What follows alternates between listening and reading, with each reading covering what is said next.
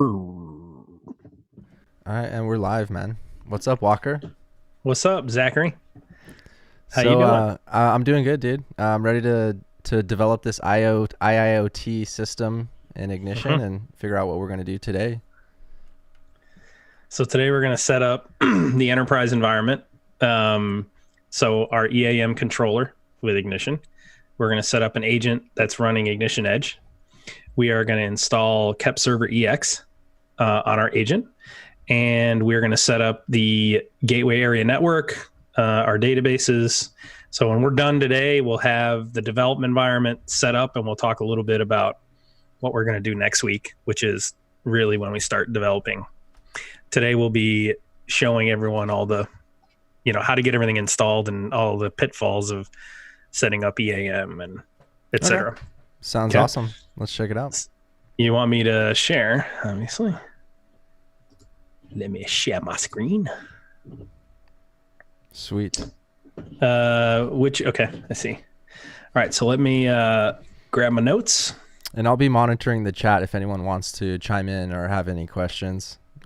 Just leave a comment, or even after the fact, feel free to say what's up in the comments, and we'll try to respond to those. Cool. All right, so anyone who watched the previous video, obviously this should look familiar because we architected our solution in the last video. So in this video, well, let me start off by saying you can see I'm in the New York office actually. So I'm down in the den of our New York office. So all right, so I've already set up the cloud servers for our controller and our agent. So what we're going to do is I have RDP sessions running, and so we're going to go ahead and walk through the process of setting up our enterprise environment. So we're going to download Ignition, download all of our modules, SQL Express. We'll download Kepware, and then we'll do all of our installations on both the controller and the agent. So I'm going to start with the controller. So generally what I do in dev environments, so I'm going to get as granular. So after I spun up this server, there's a couple of things you do when you first, that if you're going to be doing any type of development in the cloud, first thing you got to do is turn the firewall off. Worry about closing all your ports later. Make sure you don't want the firewall to be the reason that things aren't working up front. Next, you got to turn off IE enhanced security so that you'll be able to download Chrome. And so that's what I've done thus far. So what we're going to do is I'm going to go ahead and create our controller files directory. This is where we're going to download everything that we're going to install. I like to keep everything is nice and neat. I'm going to go ahead and And the controller is like the main server, you said? Yes. Yeah. So if we go back to our architecture, what the controller is it's the parent.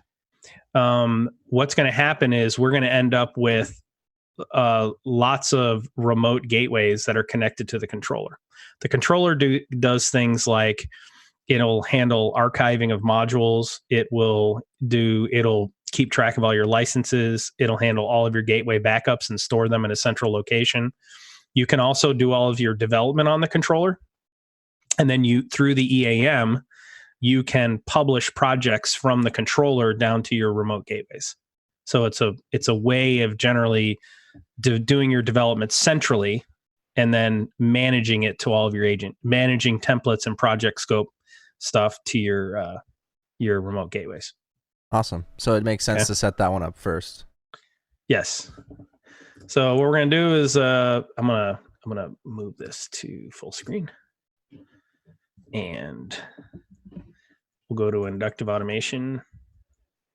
See, I haven't done anything. Anyone who downloads from inductive automation, you know that whenever you do a download for the first time, it says inductive reasoning. When you've never searched for inductive automation before, inductive reasoning is what pops up. And anyone who does a lot of downloads of Ignition knows that. All right, so we're going to go ahead and we're going to be playing with 799. So for those of you that don't know, you can click on this skip form and download directly link here. You don't have to fill this out every time. Eventually your rep will tell you to stop filling that out.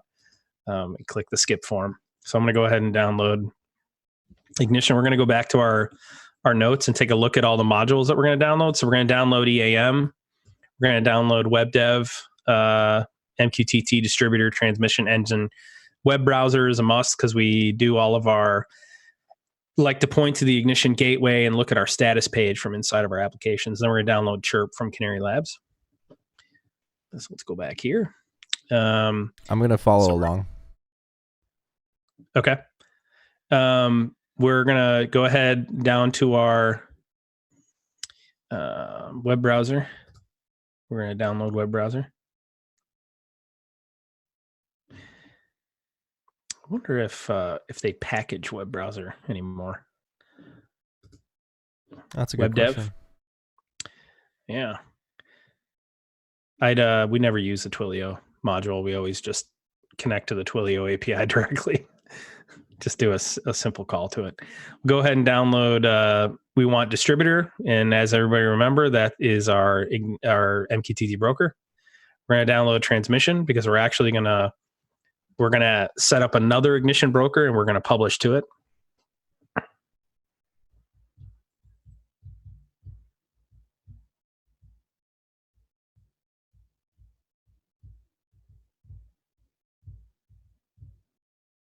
It always, for whatever, it's the SiriusLink modules. I don't know why it does this. Dude, you freaked me out. I'm like, oh my gosh, I'm downloading too much stuff. I killed the live stream and it froze again.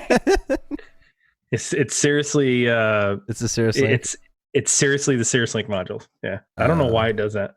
Maybe they're hosting differently or something. Hey, interesting. Maybe because we press it at the same exact time. I wonder if they if they wrap distributor and engine together now. I'll bet you they do. You don't have engine.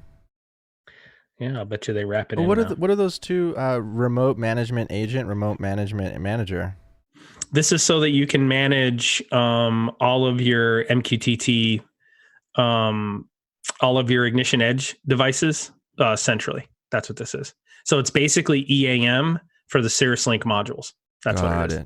And you can get Ignition Edge with just the MQTT. Yep, it would be the transmitter module. Yeah, you'll see when we do the install here in a minute. When we do the install here in a minute of the Ignition Edge, we can actually select the IIoT implementation. Okay, which is what we're going to do. All right, so I'm going to go ahead and we're also going to download Java, which I have not installed. So these are fresh servers. The only thing I've done is added Java downloads. What I like to do is grab offline 64-bit.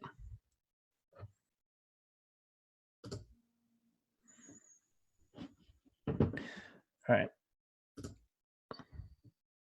Next thing I do is I like to move everything to my desktop folder.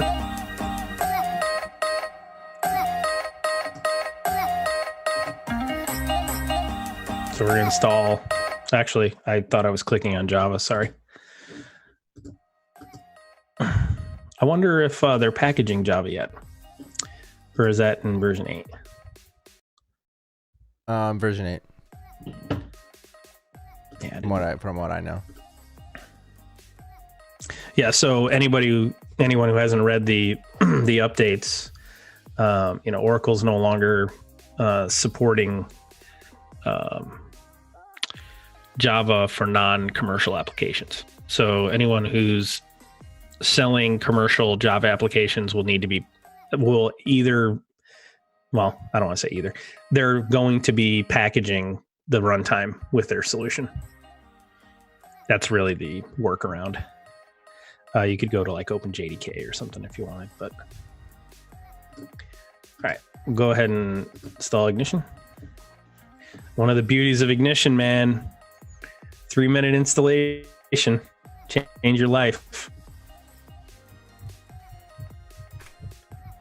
So you'll notice that when we do the installation, it'll ask us, do we want to install Ignition or do we want to do Ignition Edge? So since this is our controller, they're the same runtimes or the same install packages. So we're going to do a full-fledged installation.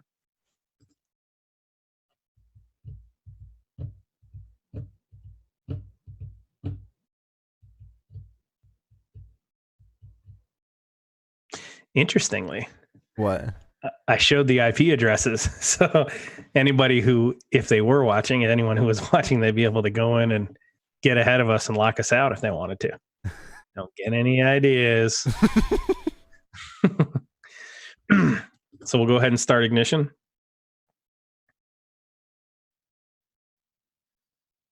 We're fired up.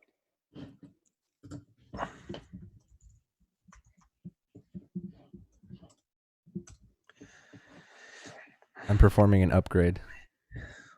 Are you really? Yeah. I think I had 798 installed on my computer. Oh. You install it locally or on a VM? Just locally.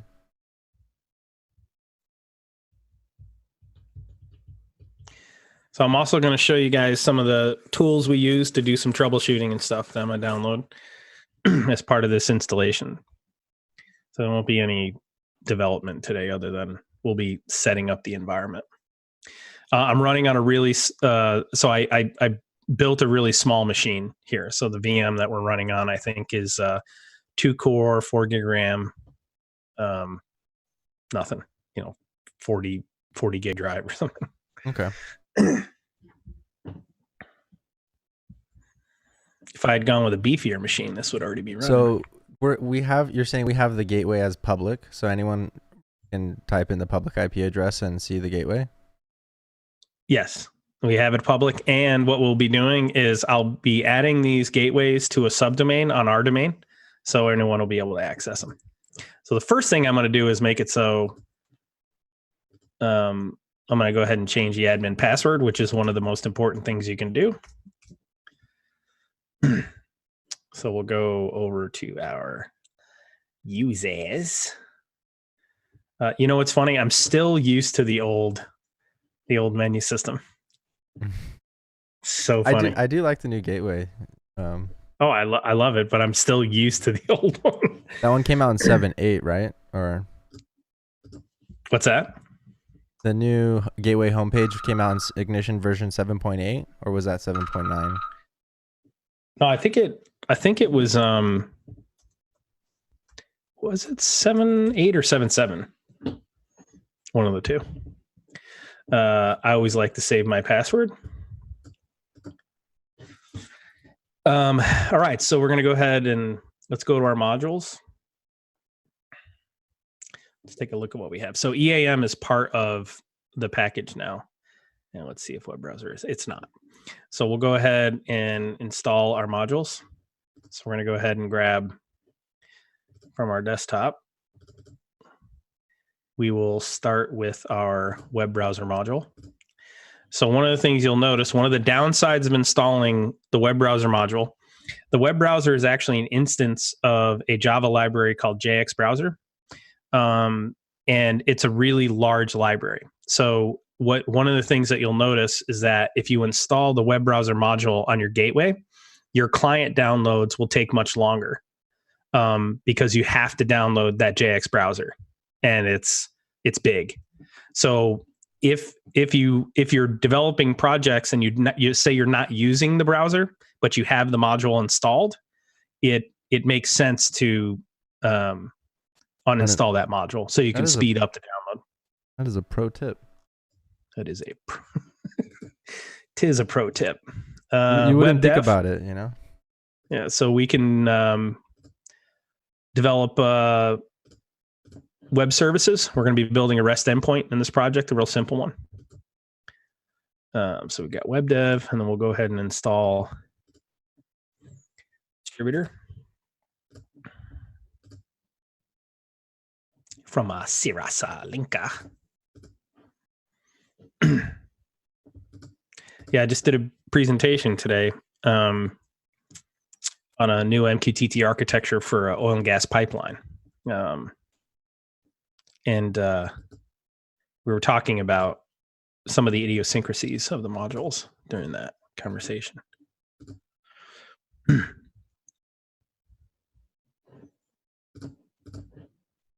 One of the most common questions I get related to MQTT has to do with a lot of people don't seem to understand the idea that an MQTT connection between a device in the field and a broker is a stateful connection, and what that actually means. What stateful means. It basically means that the broker is always aware of whether or not nodes are connected to it.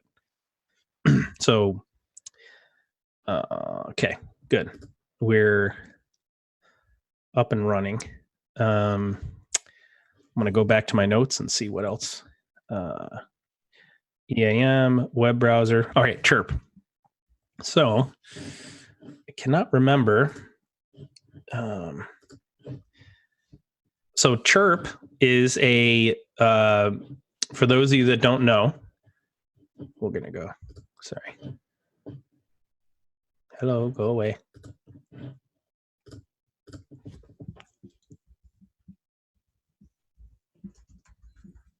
So what Chirp is a, it's a version of the Canary Labs Historian. Okay. It's got really awesome pricing, where we can connect Ignition to the Canary Labs Historian. We can send all of our Ignition tag data over to Canary Labs to store in their historian and not use Ignition's. And then we can use their Axiom front end to do all of our analytics, which is really powerful. You can also build native HTML5 dashboards in Canary Labs and render them inside your Ignition application using the Canary Viewer component. The module is free. That is, to connect Ignition to Chirp is free, the Ignition module. But the Canary Labs Chirp is really, really competitively priced. So you can get 1,000 tags for $250 a month. And actually, I think this has been changed. There's new pricing. It's pretty close. Now there's also perpetual licensing. So the most expensive version, I think, is like 50 grand. So if you wanted to buy it, or if you wanted to buy it one time, but it's really, really inexpensive. I don't have the pricing on me, but this is old pricing. But anyway, we're going to go ahead and download the module.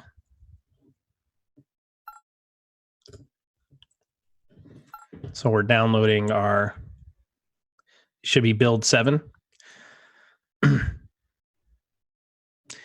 And we will install that module.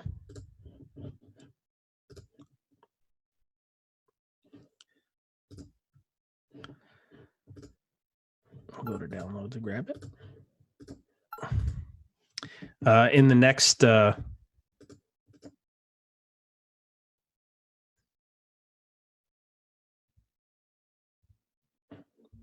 then it says down here, Canary Labs, and we'll be able to connect that to Canary Labs installation. And we can download Chirp here.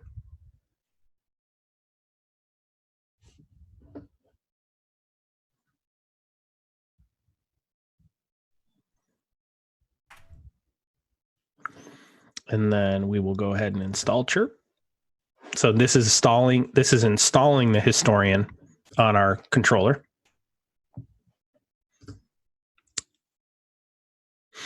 So are you on your end, are you following along and doing it?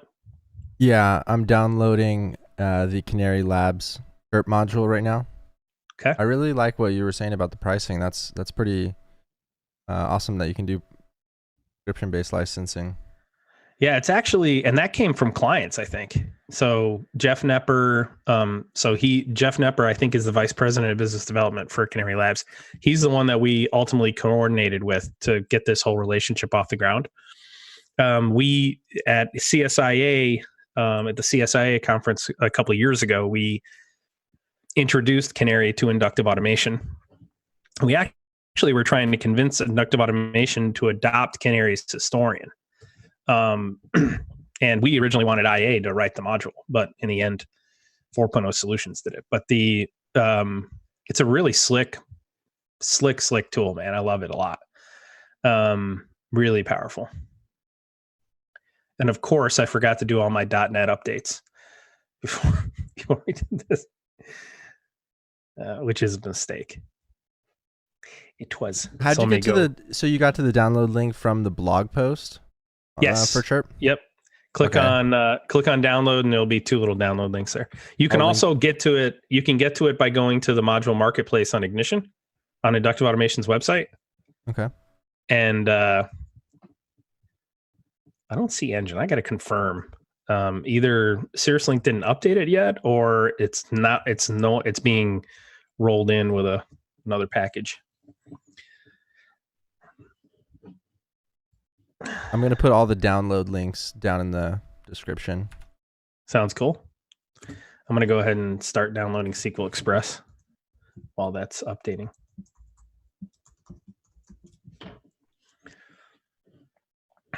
Ooh, do we want to do 2017? No. We'll do 2014. I tried installing 2017 and it didn't install on my Windows 7 box. Oh, really? Yeah, it's not compatible. We'll do 64-bit. Booyah. One of the biggest advantages of using cloud-based servers is blistering fast internet. Yeah, you always have like 500 meg download speeds. It's kind of crazy. Is it a Azure? What's the cloud? I use cloud hosting? I use Vultr. So for demo applications like this, we use Vultr. The advantage of using Vultr over Azure or AWS is the servers are much more open when you first start. Like if you do an AWS instance, you got to spend a lot of time opening the server up so that you can access it from the real world. A lot of people use AWS as for their data centers, their cloud-based data center. So it's much more on lockdown than like Vultr or what's the other big one? Not AWS or Azure, but Blue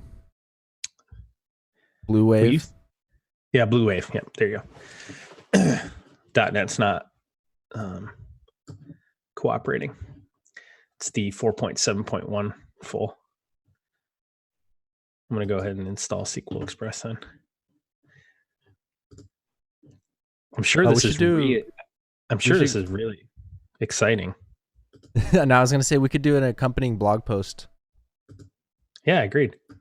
It's a good idea.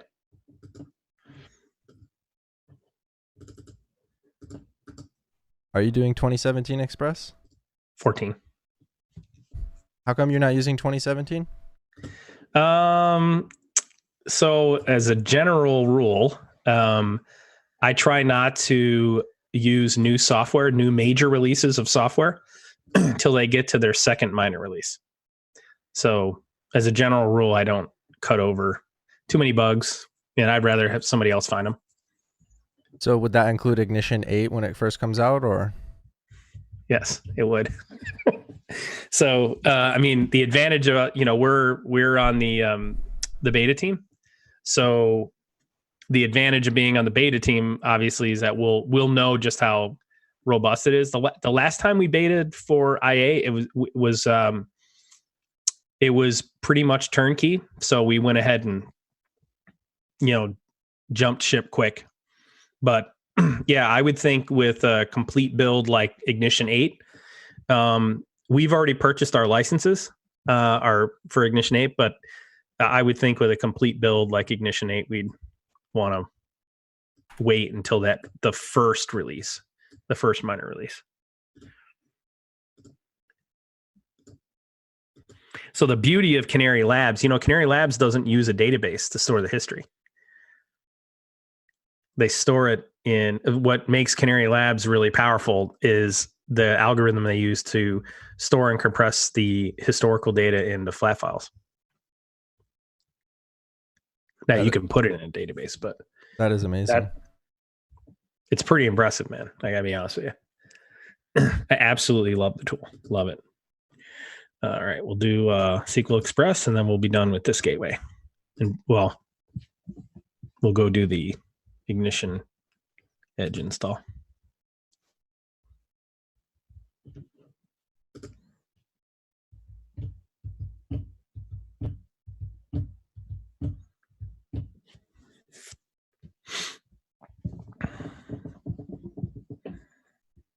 I got to be honest with you, when I first started developing with Ignition, when our team started developing with Ignition, I wish part of the reason we do all of these videos and we do demos and post them online is because I wish that there were people who had done that when we were just getting started. You know, Yeah, I hear you, man. There are so many hurdles or there are so many lessons you have to learn the hard way, right? When you're working in any platform, when you first start with that platform, there's so many lessons you learn the hard way, you know. Hey, we're doing wait, you're going to be here next week, right? Yes. We're going to do a standalone.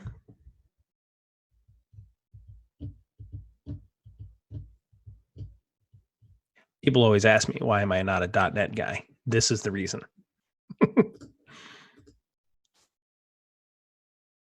Takes forever to install a .NET application. No.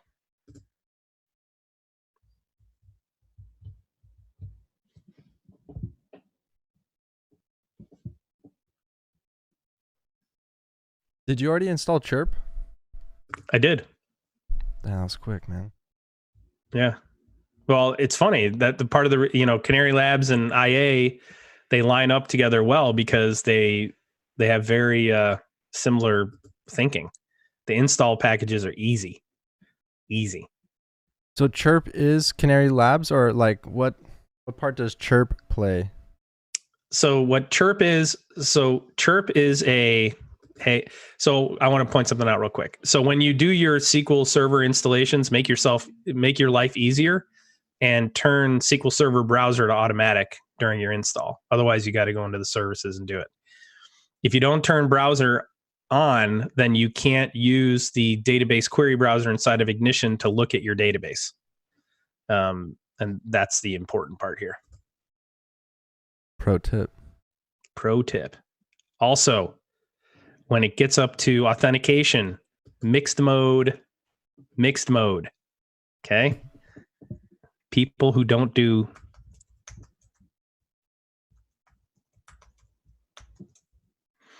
so mixed mode allows you to use both SQL Server authentication and Windows authentication. I prefer you to use mixed mode, SA, as opposed to, especially in a demo. There's no point in locking yourself down. Pro tip. Hey, when you cut the video, you should have a little marquee that says pro tip every time we do something like that. Yeah, I'm trying to take notes while we're doing this so I can find edit points while also like installing the software along with you. I got to be honest with you, man. That Aviva World was it World? Aviva World was this week, right? They were both Aviva World. There was a Aviva World conference in Dallas last month, and then there was a Aviva World Summit, which was like a little bit smaller and more focused on executives this month. Your video was awesome. I highly recommend everyone watch that video all the way to the end.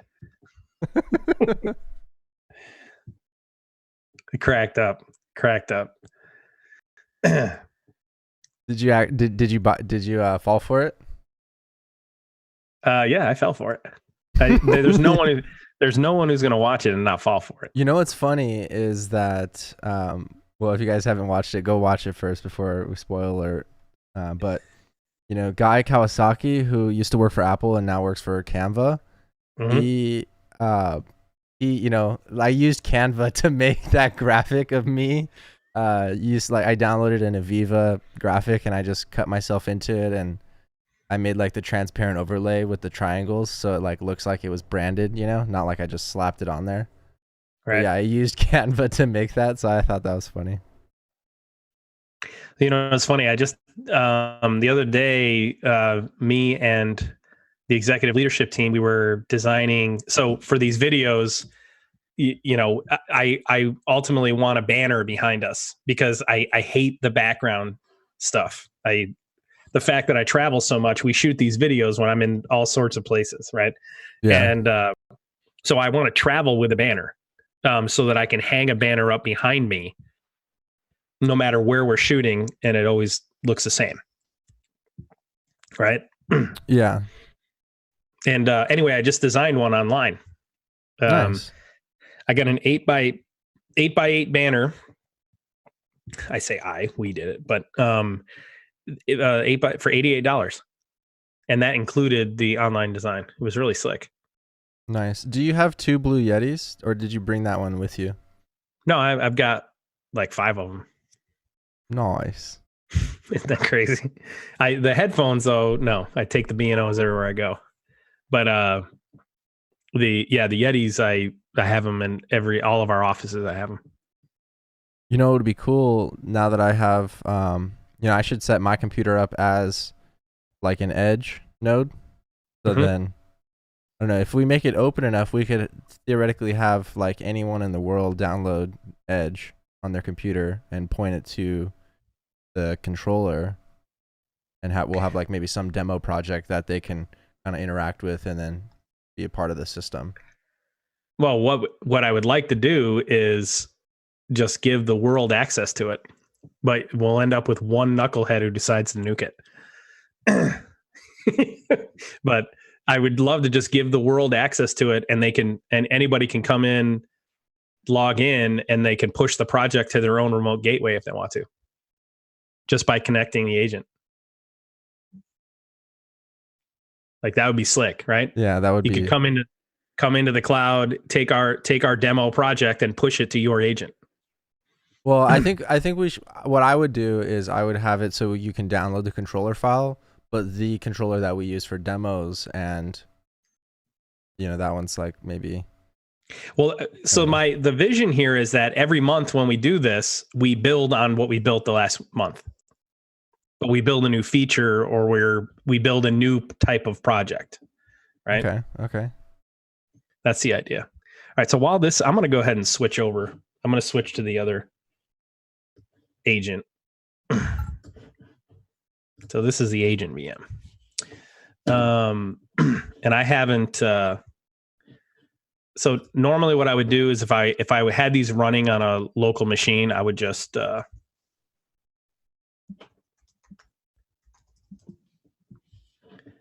or if I had them running as VMs like in Fusion or something, I would copy the files over. But because these are in the cloud, I'm going to do it differently.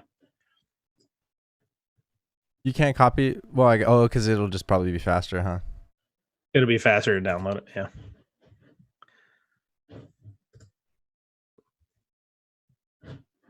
And then I'm just going to download Java real quick. So doing the Edge installation is a lot easier. And I'll show you why here in a second.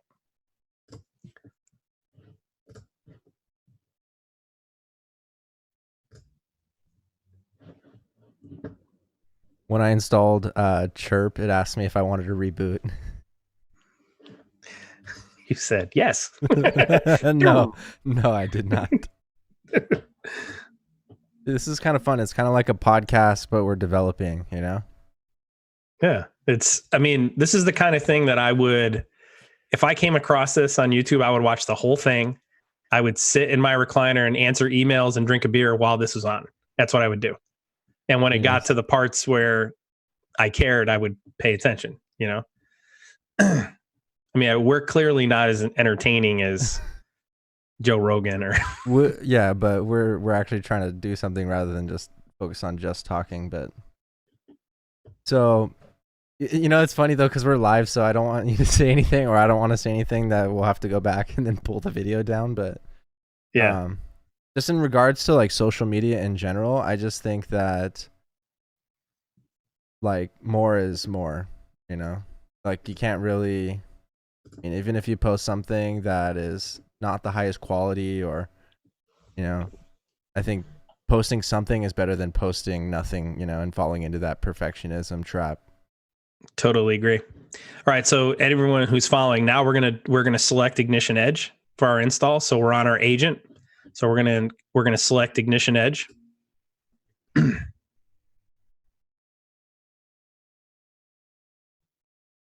So you'll notice it's the same package. Essentially, all Ignition Edge is it changes the GUI to this green-based GUI in the web service, and it restricts certain things. It applies a restriction to the number of clients that can be open. It applies. It doesn't allow SQL Bridge. It basically deactivates SQL Bridge so that you can't connect to a database. That kind of thing. It adds in the 1 week local historian, and I think they're probably doing that in the internal database. 1 week local historian? Yeah. So Ignition Edge is limited to 1 week of historical data. Now you can push that historical data through the gateway area network to a central controller, which would historize it forever. You can do that. I'm going to go ahead and switch over to our other. Good video topic. The differences between Ignition and Ignition Edge. It'd be a great video topic. Yes. I'm going to let that fire up. All right, good. So our database is up. So that's on our controller. All right. So we got to do a couple of things. Let's go ahead and close this. So we're going to go ahead and for our database, we're going to go to the SQL Server Configuration Manager.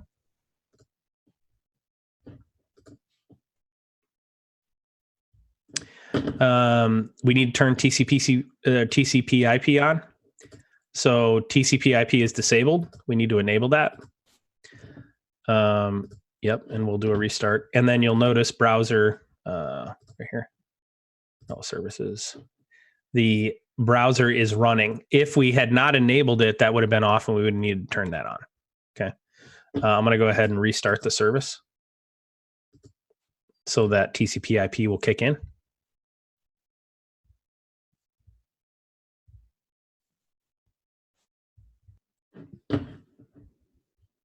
All right, we'll go ahead and kill that. All right, we'll go to our controller. We're going to go ahead and create a database connection.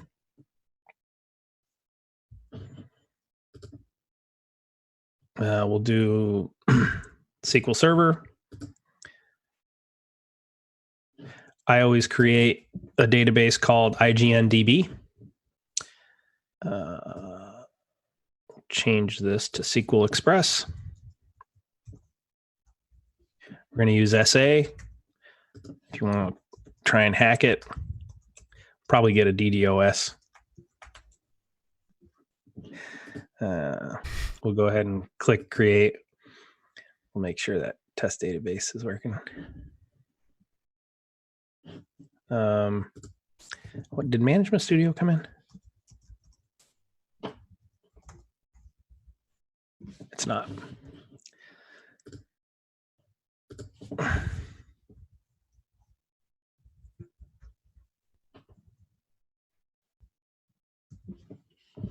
And I really went back and forth as to whether or not I should just do all this stuff before. I want to use the older.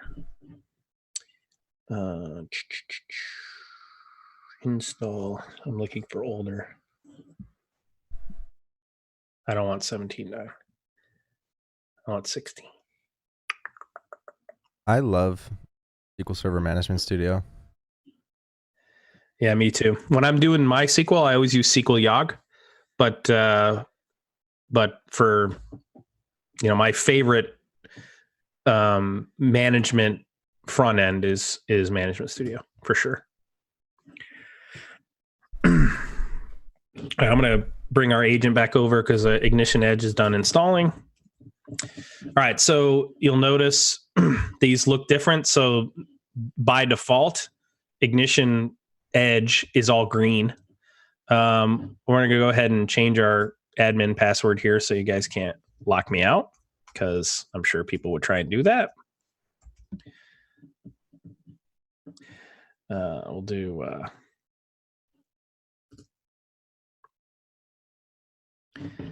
And once you do that, on that home screen, it was like saying install the MQTT module. yeah, that's what I'm going to show you. So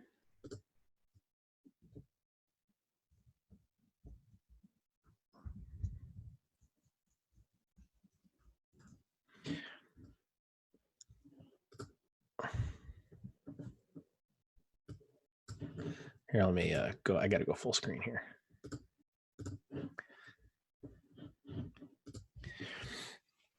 Yeah. So we're going to go back. So if you look under configuration, if we just click on configuration, we can go ahead and add MQTT from here. So EAM is already there. So we're going to go ahead and add the, wait, why didn't it do it? Should have done it automatically.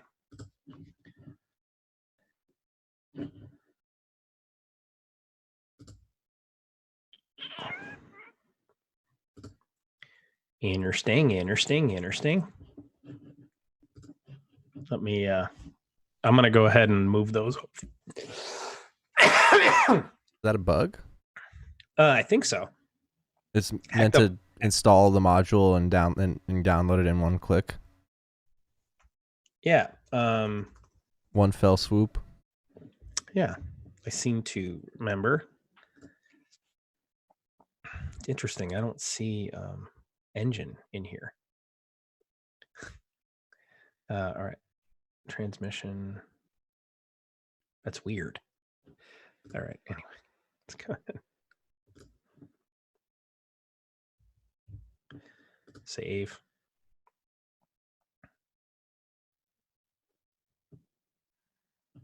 And where is the MQTT engine?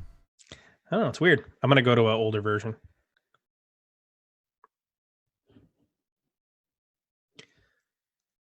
I'm going to download these two and then go to an older version. Dude, speaking of tag providers, did the Xbox tag provider module ever get updated? Hey, it's funny, that Xbox tag provider we're using in a project right now. Is it actually still called the Xbox tag provider, or is it like the database tag provider? It's called the database tag provider. External. So to provide context, there's a software. Well, the company that owns Xbox trademarked that name. Right. But the only reason why we ever called it that was because Xbox had a database, a configuration and tag database where they kept the live values, I think, right? Or some value. Yeah, the live values was in the database. Well, and the historical values. So we were selecting the top record for that ID for the tag. The issue was that you couldn't connect. You couldn't connect to. You couldn't have two devices talking to the pump off controller. That was the issue. Right. So that's why, because Xbox would hold onto the socket. Yeah. So we had to go get the tag values from Xbox in this oil and gas implementation. So for people who are using Xbox to collect register information from pump off controllers, there is a, for those of you who even care, there is a module that will point to the Xbox database and then generate all of your tags inside of Ignition without you having to connect to the pump off controller. You can just do it through Xbox. And a lot of people want to keep Xbox for the analytics. Yeah, and it's fun to play with, on the weekend with your friends. But the way you guys implemented it, or the way that it was implemented while I was working with you guys, was you just put a query field and you selected the database connection and you put a query. You're able to modify the string query. So really any sort of system that you can pull back tags and values, you could have used that to create Ignition tags just from a simple query rather than like, I guess, doing a create tag script or some form of gateway script. You could just have that as a module, bring back those tag values from any database. This is really weird. It's really, really weird. What? Sorry, I'm I'm laughing at my Xbox joke. Oh, you killed me, dude. All right, let's go ahead. Just really weird that engine is not there. Maybe on the module marketplace, it's there. Oh, I hate when it does that. It's not a zip file. Why did this do that?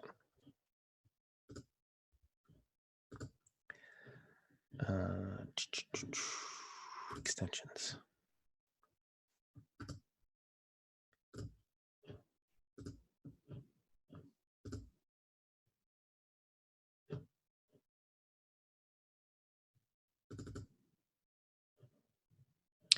Yeah.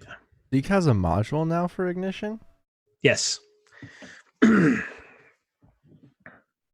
You like, right? I do. So stop that, cancel that, delete that. Go here, change that to MODL. Here's another one, guys. This is a pro tip.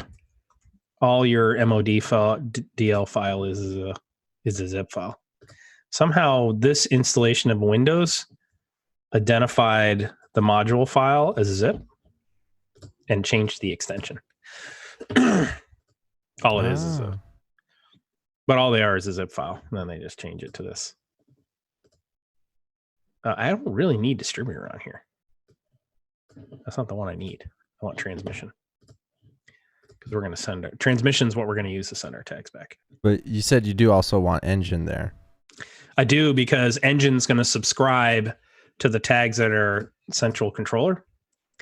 I don't know if SiriusLink, I'm not sure what's going on there. Maybe they're in the process of updating those modules. I'm not sure, but engine's not there. All right, let me go back here. And we're going to go ahead and install SQL. So now we're back on our controller and I'm installing SQL Server Management Studio.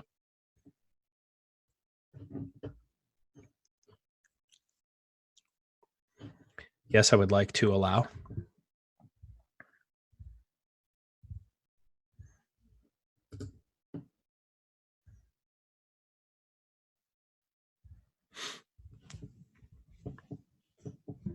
Did you describe what the stateful connection was? I didn't, but I'm happy to. So the stateful connection is basically in MQTT, the edge node that is publishing to a broker. Before you can publish, you have to establish what's known as a stateful connection between that edge node, that device, and the broker. And what that stateful connection does is it has a device ID, a node ID. It has Sparkplug-B generates a birth certificate at the broker that includes a timestamp. So you know when that connection was established, and the broker and the device in the field, the edge node, is in constant communication, so that the broker can say this connection is good. You can trust these values. When the broker determines that that connection is no longer valid, then a death certificate is published. Sparkplug-B has system tags that track the number of deaths and births for each edge node. So you know how the quality of the connection. If you have a lot of death certificates and a lot of rebirths, then you know that that connection's dropping and being reestablished a lot. If you have it, conversely, if you have very few rebirths and death certificates, then you know that that connection's has stayed solid for months. Again, in most MQTT implementations are over serial networks right now. I mean, because people are trying to, capture the overhead savings by using MQTT because it's such a lightweight protocol. But what we're using it for, we're using it a lot more in discrete manufacturing to capture all data, because it's just honestly, it's a superior protocol to OPC UA. It just is. Lightweight, easy to play with. You can create self-aware SCADA. It's just far superior. Okay, so we've got transmission installed. All right, so at this point, we are ready to connect our devices together. I'm just going to wait, or our gateways together. I'm just going to wait until Management Studio is installed, and then we'll let's go to our database connection I'm sorry, page. did you just say MQTT is a superior protocol to OPC-UA? Yes. Even though they're brothers and sisters, they're really siblings. It is a superior protocol. I mean, think of OPC-UA as the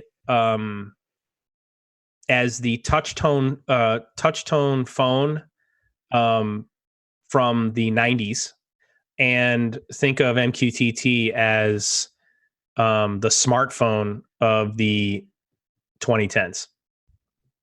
I mean, that's really the difference, right, in technology. I mean, I wouldn't call OPC-UA rotary. I would call Modbus rotary, the rotary phone, for those of you that can't connect The the two. OPC-UA might be like something similar to VoIP or... Correct. OPC-UA has its place, but it's not as the hub of your data or the hub of your communications. It is utilized. I think it is best utilized on the edge between a edge device and a PLC. So say I've got a gateway talking to a PLC over OPC-UA, and then my gateway is talking MQTT back to my broker where my data is stored.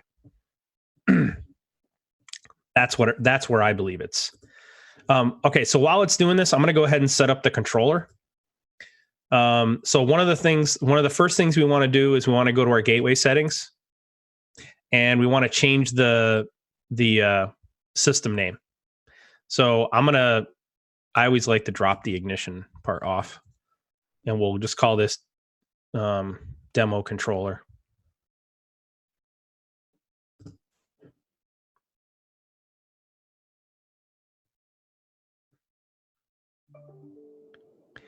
Then we're going to go to our gateway area network.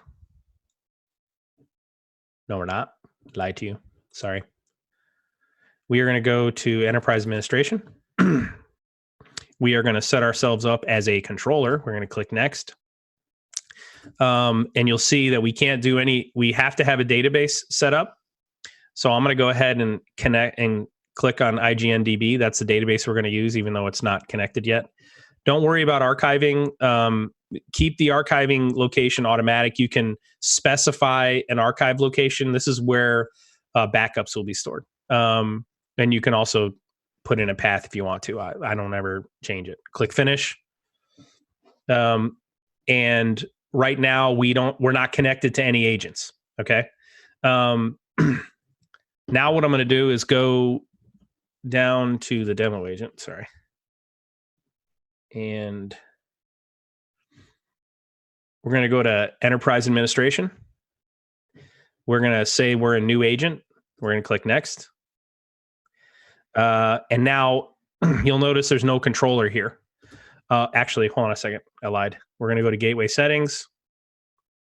I want to do a couple things. Number one, I want to get rid of the agent, and we're going to call this demo agent A, because we're going to add other agents later. Click save changes. How come we want to use alphabet and not numeric? Because the reason I try to use alphabet letters at the beginning and end of all my strings is because some programs don't play nice with numbers. And I would like to use a uniform naming strategy across all of my development. And what I do know is that if I use a string that starts and ends with a letter, it always works. Nice. Okay, we're going to go to agent setup, and we're going to do a new agent. We don't have a controller in place, so what we're going to do is go and create a new connection. I do not remember my It's 144.202.69.97. So You really did show the IP address. Yeah, I did. So then what I do is just put this IP address in here. Click apply. I can test this. Let's see if it worked. This controller only accept. Oh, so let me do this. Let's do.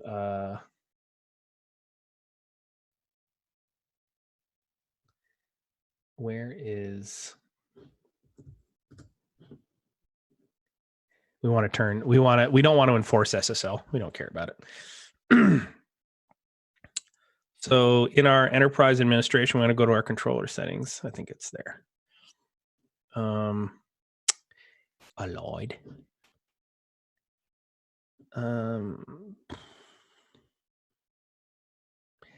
Service security. I know that. Oh, maybe it's gateway. Oh no, it's gateway network. That's where it is. It's require SSL right there. Sorry. I should have gone through and done that. Even I'm human. No, I thought you were a robot. Okay, we'll go ahead and click apply. Let's test it. It's not allowing unknown. So now we get to go back and oops, sorry.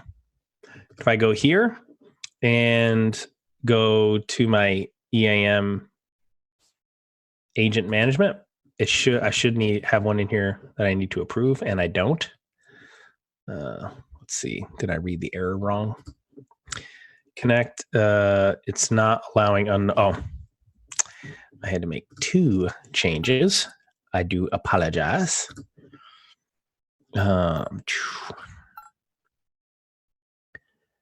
Allow right here. Unrestricted. You normally wouldn't do this. But in a demo you would. Would it bother you if I made myself demo controller C? Or no, not at all. Well, agent control or agent, you mean? Demo agent Z? Yeah, absolutely not at all. Go ahead. No, just the fact that it's like not A, B. Like if I just go straight to Z. So now we're connected to our demo controller. So if I come back here and take a look at our agents, look at our agent management, I should have an agent. Why don't I? I know why. I just realized. There we go. Okay, so I'm going to have to restart this VM. So we'll let that bad boy fire up. And while that's doing that, I'm going to explain kind of what's going on here. So over the gateway area network, we have our agent, which is now connected to our controller.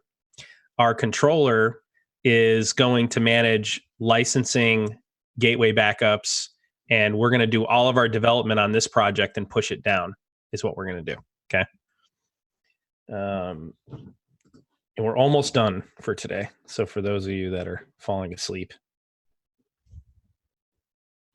although to me, this is personally kind of exciting. I just fired up Ignition Edge.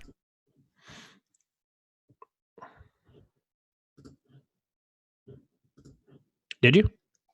Yes.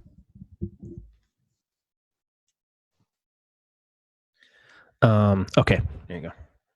That was weird.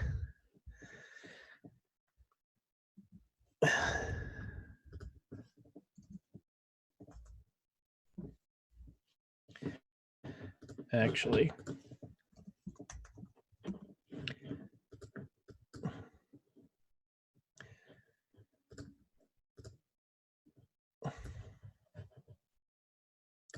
I'll go ahead and close that.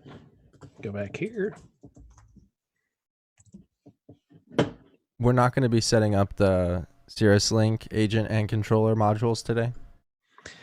No. In fact, we're not even going to use them. we're not going to use Cirrus Link's administration modules in our demo, at least not today. We may decide to use them, but so we just have this, the transmission module. Yeah. Yep. All right, we'll go back here. All right. So now if I come here. All right. So I'm back in my controller. I want to go ahead and set my database up. So I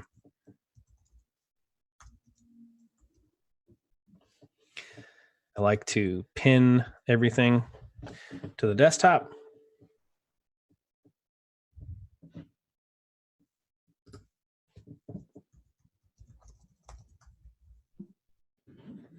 You know what I really ought to have done, man?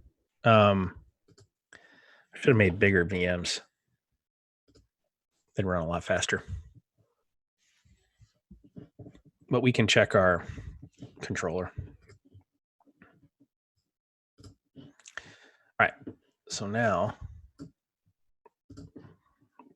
So we only set up enterprise administration module from the controller to the.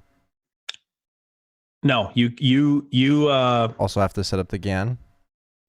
No, you set them up in both directions. So what you do is so now what I have to do is I have to accept. So what you do is you set up your controller, then you configure your agent and you point your agent to your controller. Then you go back to your controller and accept the connection. But this is just for the enterprise administration module. This is just for EAM. Yeah, well, actually, no, because your setup is on the GAN. Once you do this, you can do remote tag providers and all that if you want to. But did you already have to set up the GAN to make the EAM work? No, you can, because you can set up the connection. So you can do it in the EAM and it sets up the gateway area network for you. Got it. Originally you had to do both. You had to do the gateway area network first, but you don't have to do that anymore. All right. So if we go to agent management, I have to accept. So you'll notice the demo agent is connected. Now I'm going to go ahead and approve that. So now we're set up and the environment is set up. So if I go back here and I click retry, we should get connected. We are connected to the controller. If I come back here, it shouldn't say pending here once it checks again. Hold on, I want to try to set up my demo agent Z. Okay. You got the IP address? Yeah, what is it again? 144.202. I'll tell you here. 6997. All right. We're going to go ahead and connect to this. I'm going to go to my databases. We're going to create a new database. That new database is going to be IGNDB. Click OK. Dude, we have our. I see it. Dude, it says demo agent A or demo controller from my dropdown. Yeah, you want controller. Yep. Why finish?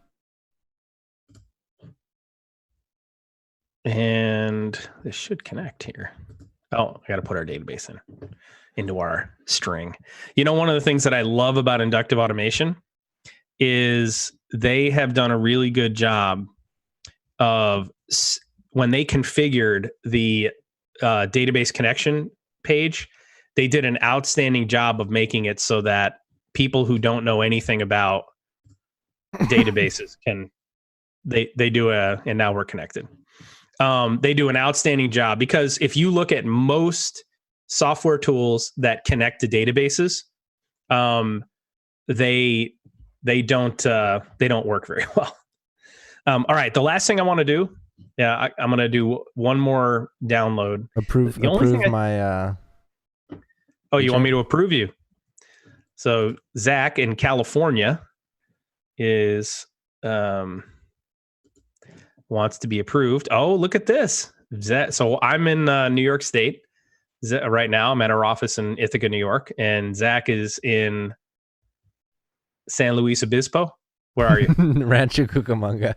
Rancho Cucamonga California. in southern SoCal, and our cloud server is running in Dallas, Texas. And look at that, we both are. You have to do a retry, and then once you do a retry and I refresh, it should refresh on its own, but it didn't. Do you click retry?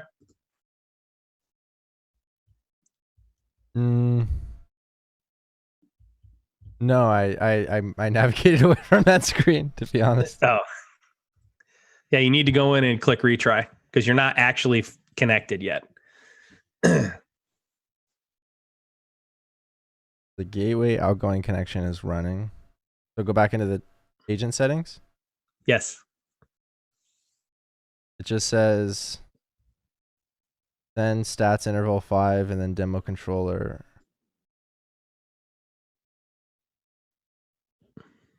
Maybe restart the agent. Yeah, go ahead. You do it. You initiate it from your side.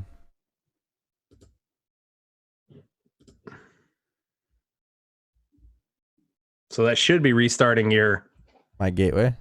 Your gateway. That's a GCU reset. Pretty slick, eh? It's working. Yeah, it's off. You know what's funny is it's amazing how there's a lot of really awesome Ignition developers out there, but it's amazing how few know the power of the gateway area network and EAM. I've developed a system with remote tag providers and like kind of a distributed system, and it's really nice to be able to use remote tag providers and remote historians, remote home alarm providers. All right, what I'm going to do is I'm going to go ahead and automating sending the project to the agents and stuff like that. Just really nice. All right, so the last thing we're going to do is we're going to download Kepware.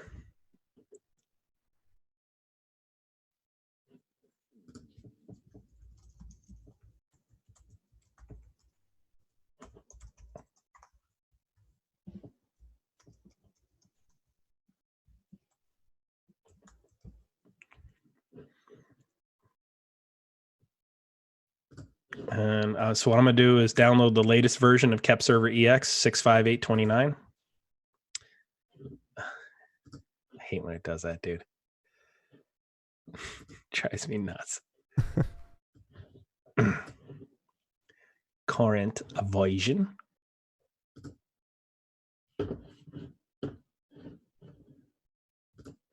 So let's not get the current version. Let's get the version right before 6.4.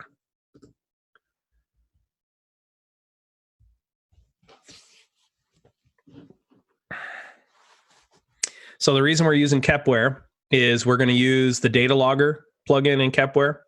We're going to use the local historian, and we're also going to use the IoT gateway to connect to our MQTT broker. But we'll do all those connections next week, and then we'll build our project. So next week when we get started, I'll have the base project. I'll restore the base project into our controller, and then next week we'll publish that base project out to the edge, and then we'll develop on it centrally. Cool. Looking forward to it.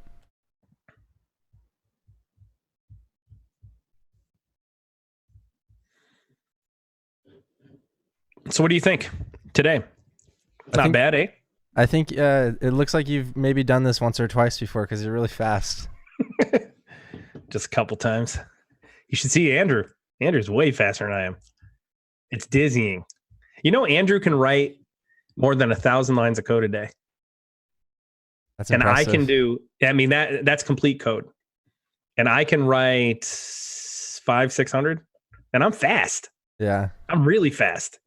He's like blistering fast. The other thing we'll do is I will get Chirp license, and then we'll start working with Chirp next week. We'll have our edge tags, our Ignition IoT project running. We'll also have tags running inside of Kepware that we'll be publishing to our gateway, and then we'll also have a CMT SVR, which I have over there on the table, that will also be publishing to our gateway. So we're going to be the whole idea of this IIoT project, and I have a EasyLogix PLC actually sitting on a table over there, a CMT SVR and an EasyLogix, and we're going to have all of them publishing into the same space. These will be physical hardware. One of the things that Arlen does when he does his demo is he uses simulated PLCs, and he does a really awesome demo where he connects 200 PLCs in like 5 seconds or something, and it's a gazillion tags, but they're simulated, right? So part of this project, I want it to be actual physical hardware, going through the process, the actual physical hardware, connecting it to the broker. And so probably next week, we'll look at Easy Automation's software interface, and we will look at CMT SVR's software interface as well. And I'll show you how to set them up so that they can publish to Ignition as part of the demonstration. Okay. What should I bring next week? Should I bring my camera? Yeah, coming out here. Yeah. You should bring your camera. You should bring warm clothes. Okay. It was like 39 degrees today or something crazy. I'll bring my webcam. Yeah, bring your webcam, bring your camera. You should bring that new camera you got. Yes, definitely. Yeah. Your mic, bring a good mic. Okay.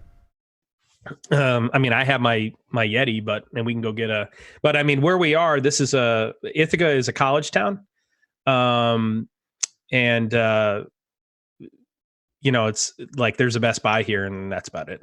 I mean, it's not, what you're used to in Southern California, what I'm used to in Dallas, it's not like that here.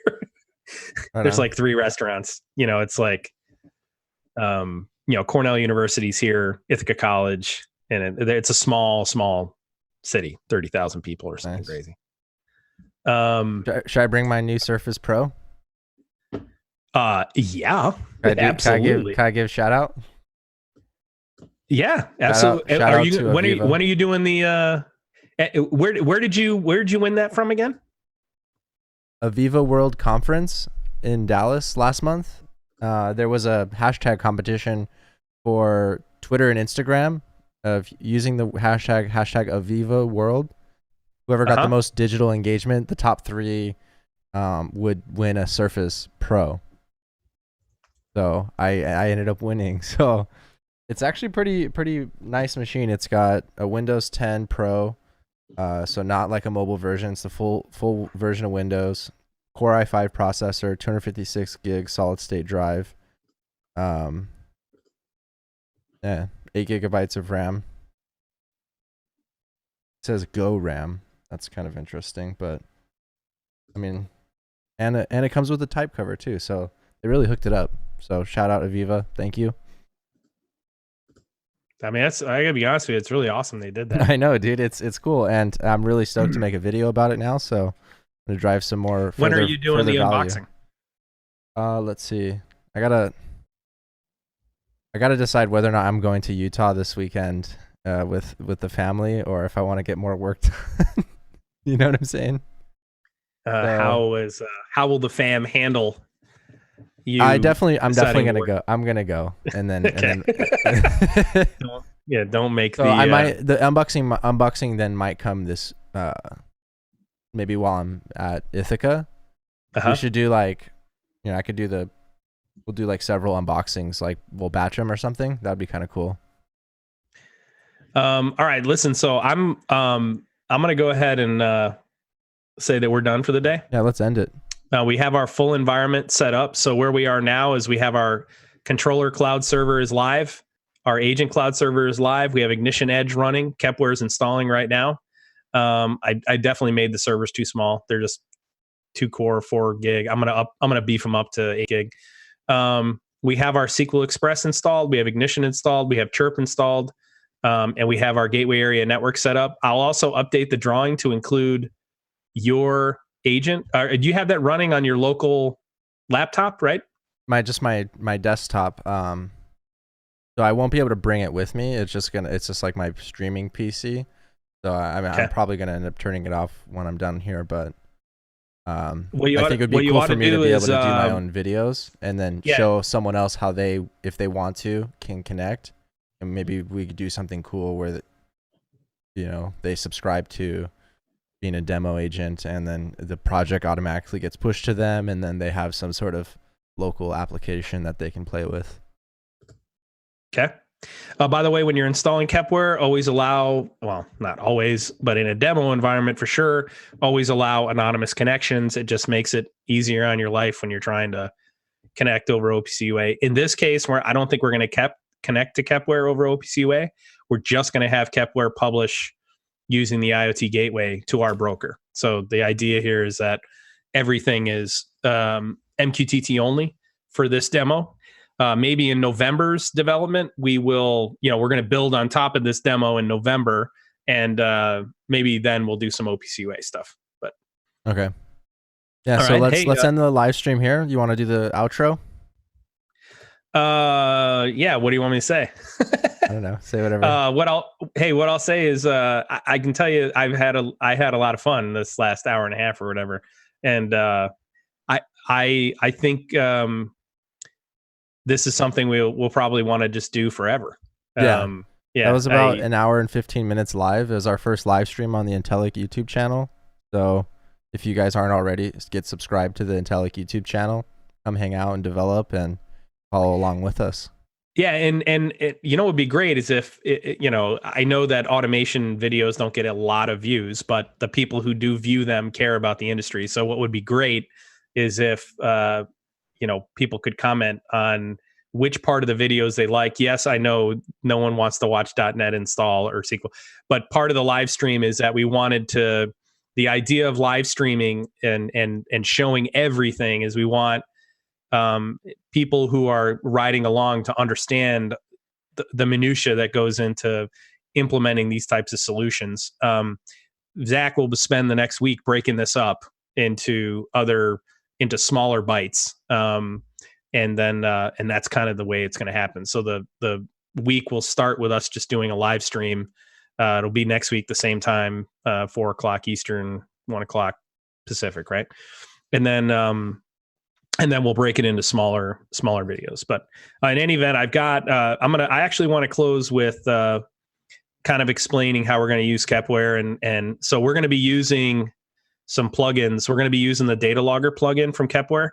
We're going to be using the IoT gateway. We're going to be using the local historian. And so, we're a Kepware partner. I love Kepware's solution. I think they make the best drivers in the world. Kepware is purely software. When I need a hardware appliance, I always use Maple Systems CMT SVR, which we're going to use in this demo. So anyway, we've got everything set up. Our environment's completely set up. The gateway area network, EAM, our VMs, the whole deal. And we'll design the work for next week. So leave comments. Tell us what you like and what we shouldn't do going forward. Right on. I'm going to end the live stream here. So peace out, guys. See ya. Okay. We are streaming. All right, buddy. You want to take a seat? Yes, take a seat. All right. So Zachary made the trek across country. And so he's with us in our New York office. And this is session 2 of our IIoT demo. So last week we set up the enterprise environment. We downloaded Ignition. We installed all of our modules for our agent and controller. And we installed our database, installed Kepware, and we connected our agents. So just a quick recap.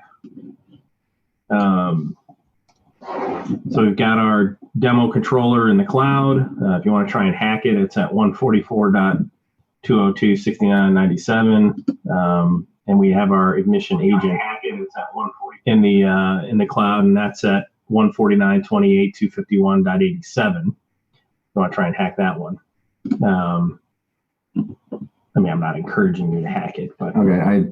I checked the live stream and it's coming in clear. So he checked the live stream, and apparently we're coming in good.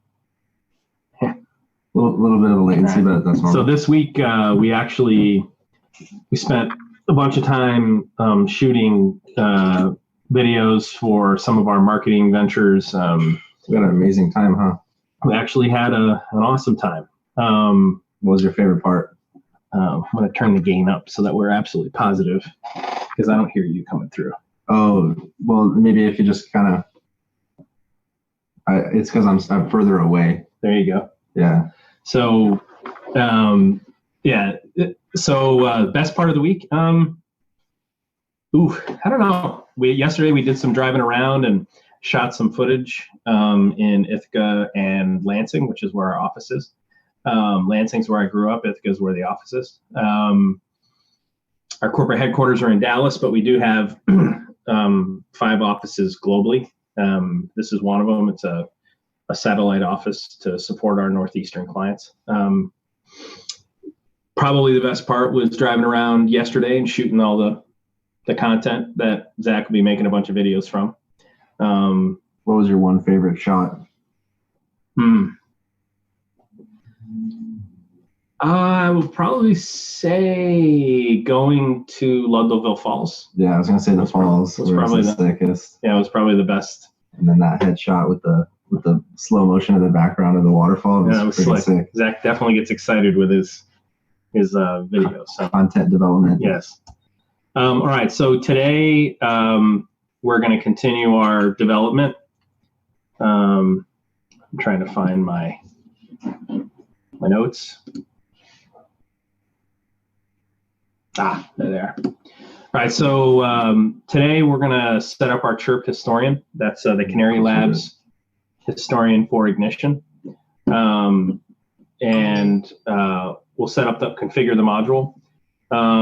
We're going to do some work with the CMT SVR. We may or may not get to that part, and then we're going to do Easy Logic Sparkplug B second.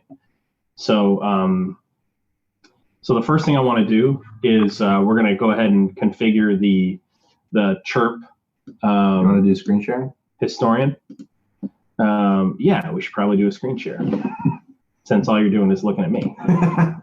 Good thing I'm paying attention, man. Yes, that's funny. Desktop 3. No, this one. There we go. Okay.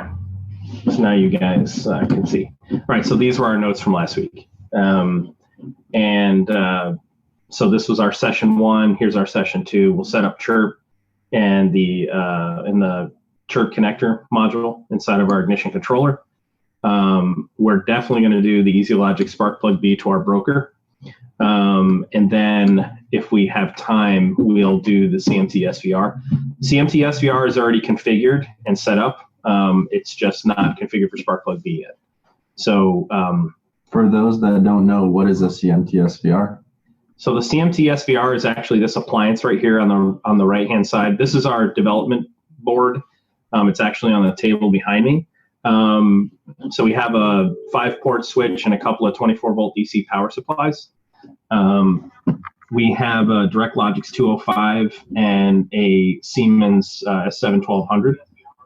So neither of these devices obviously are natively support Sparkplug B. So part of our architecture is that we're going to use Ignition Edge for both of these devices. We're going to use Ignition Edge to talk to these devices via OPCUA. So we'll have a driver set up here, and we'll have a driver set up here. And Modbus and Modbus, and then native Siemens OPCUA, the Siemens driver. That is this instance right here. Okay, so this agent cloud server is going to talk to these two PLCs over OPCUA. So this will just be a standard OPC driver talking standard OPC drivers, and then up above you'll have your MQTT. We will publish to our controller over Sparkplug B. Right, and that is this connection here. Okay. The Easy Logics. So we're using the Easy Logics DC03B, and and I think we're using firmware 544. We'll look at it in a second. And then we're using the CMT SVR. The CMT SVR is made by Maple Systems. It's a $300 appliance, super powerful data logging. It's got 300 or so OPC drivers running on it. It supports flat MQTT as well as Sparkplug V for ignition. And we're going to show you how to configure that and publish it to an ignition controller. The EasyLogix also supports flat MQTT and Sparkplug V. We're going to be using Sparkplug V for both of these. One of the things that we'll probably do over here is we'll probably use Kepware to talk to this one, and we'll use Ignition Edge to talk to the Siemens so that everyone can see multiple implementations. We'll use Kepware to talk to the direct logic, and then what we'll do up here is this gateway here will subscribe to Kepware. So this will probably be Kepware. We'll decide as we go, but the other thing we'll do today is we will develop our base project. Okay, so that is our base pop-up screen, our base main window. We'll handle all of our coloring and our, you'll see how we set up a project and recreate windows with the same look and feel and all that stuff. So we'll probably get to that part today. So I'm gonna go ahead and swap these because CMT SVR might not happen. Okay, so first thing we're going to do is set up the chirp historian in the module. So I'm going to I'm already remoted into our gateway. This is our controller gateway. So I've remoted in here, and we're going to go ahead and look at the chirp admin. I've already licensed the device. Okay, so I already went in and added our license. So we have 100 users and up to 20,000 tags. And there's some configuration that I did. So, so the first thing is I licensed, and then I come into the sender. I go to the configuration, and I go to our endpoints, and I make sure that we are supporting anonymous HTTP over 55253. We don't have to, but for this demo, I'm using anonymous HTTP. If I want to configure my users, this will use Windows authentication, so I can just add a Windows user that's running on the service, and then we'll authenticate with that user on the other end, on the module side. But the first part we do is we set up our endpoint. We allow anonymous over the HTTP. Generally, what we do, we recommend installing Canary Labs Chirp Historian on the same gateway as Ignition, or on the same server as Ignition.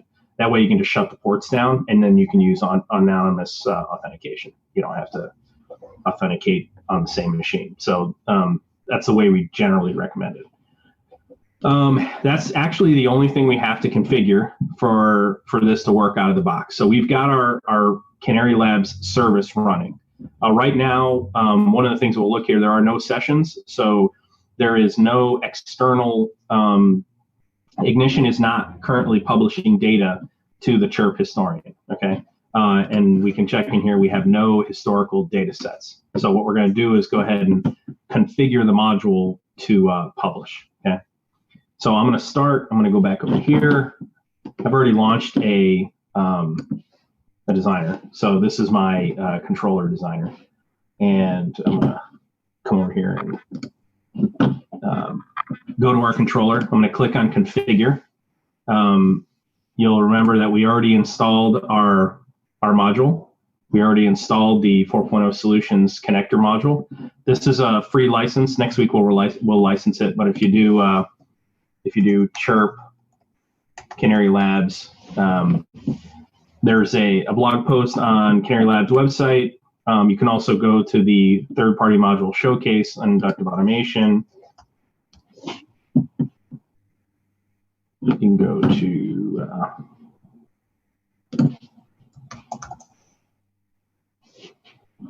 and go here. You can scroll down a little bit once this loads up, and you'll see. You just click here, and it'll take you to the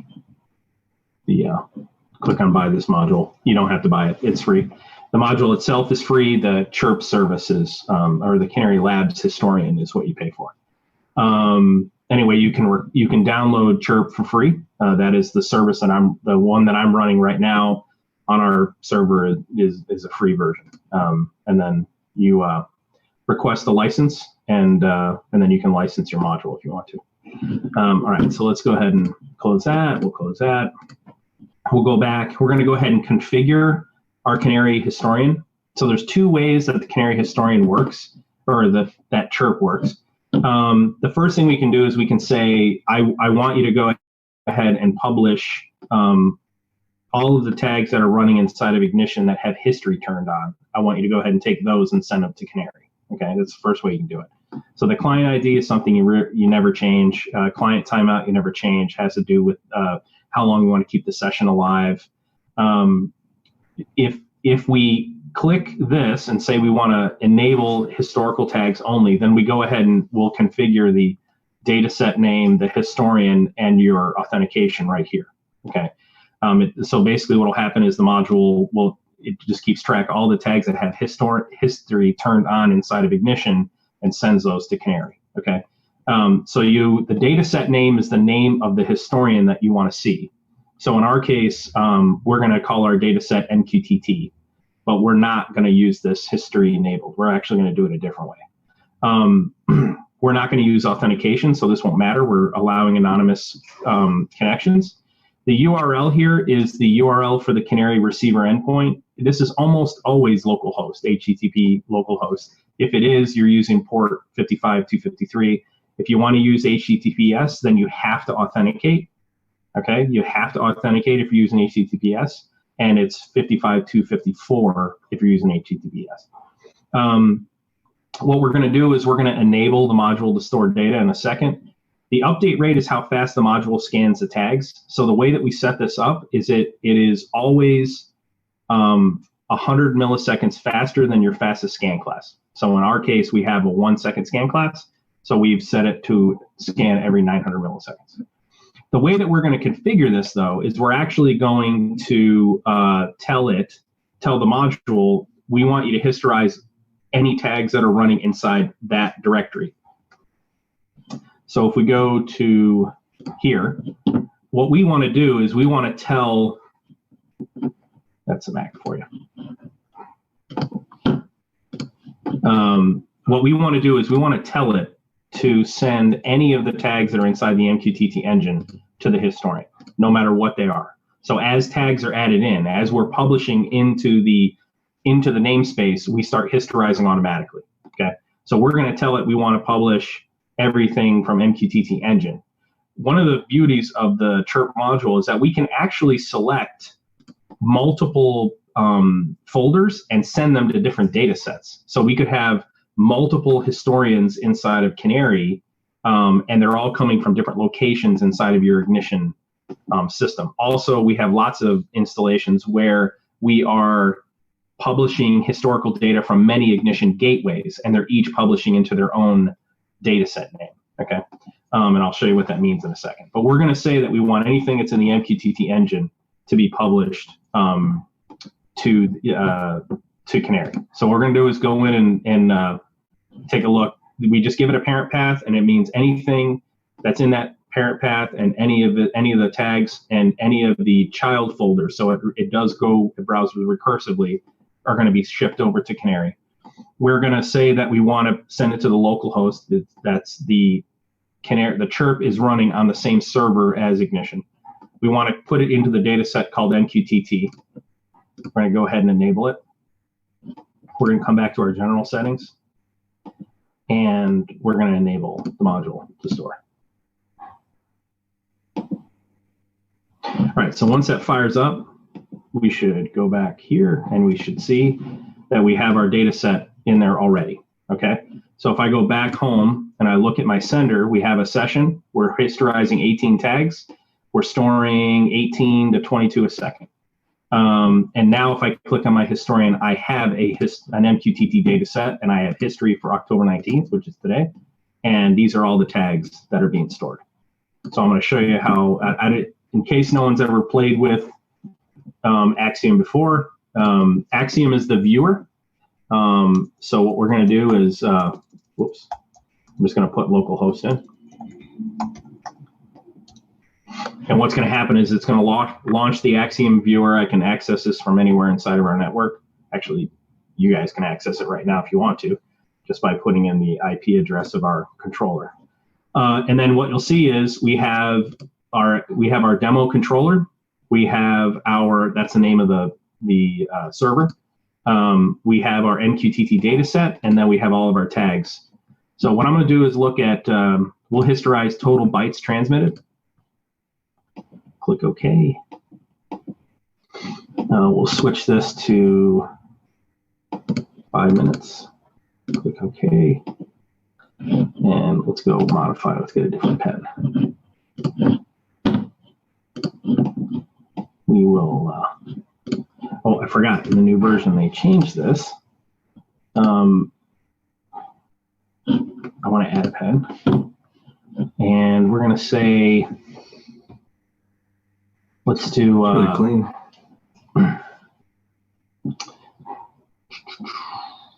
Let's do server latency. That value changes all the time. Actually, messages per second. Let's do that one. We'll do both of those. Great. All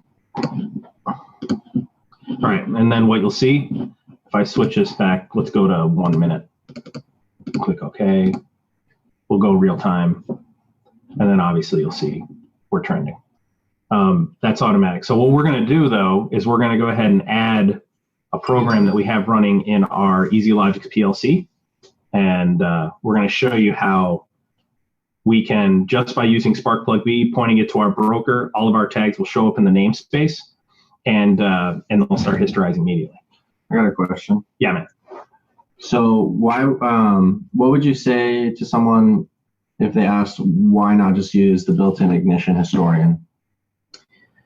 That's a good question. So let me go back to Axiom real quick. So the ignition historian was built to be fast, to take up little space, and to take up as little space as possible, and to be as quick as possible. The canary historian? The ignition historian. The ignition historian. Ignition uses an algorithm. Now you can populate raw data if you want to, but Ignition uses an algorithm to reduce the amount of data that's stored in the database. The moving fan. That's right. Right. So you draw a vector, right? You use multiple data points, and then you draw a vector, and then drop data points out, and it saves space, right? At a minimum of 30%. But in this day and age, disk space is cheap, so you want the raw data. You want the raw data, and especially when you're doing heavy analytics. That would be my answer to you.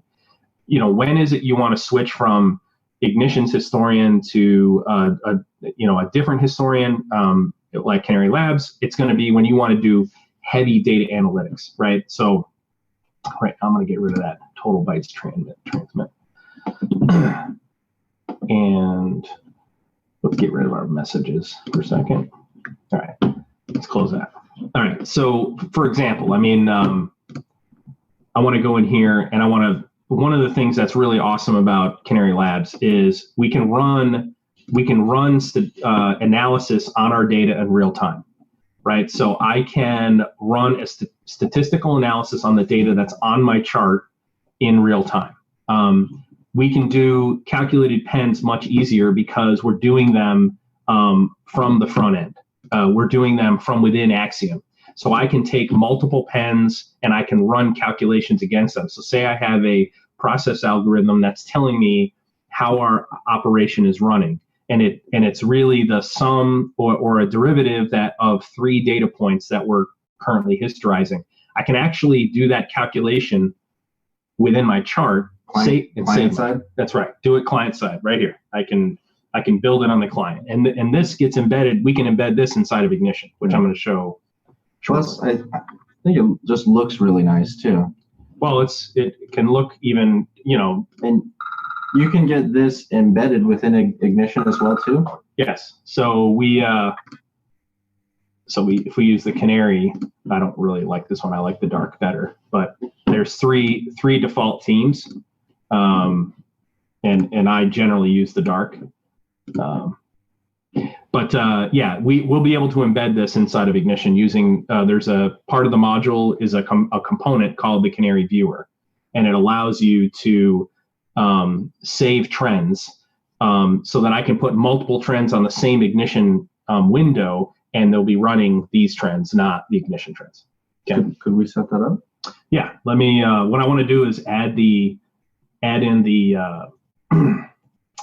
easy logics.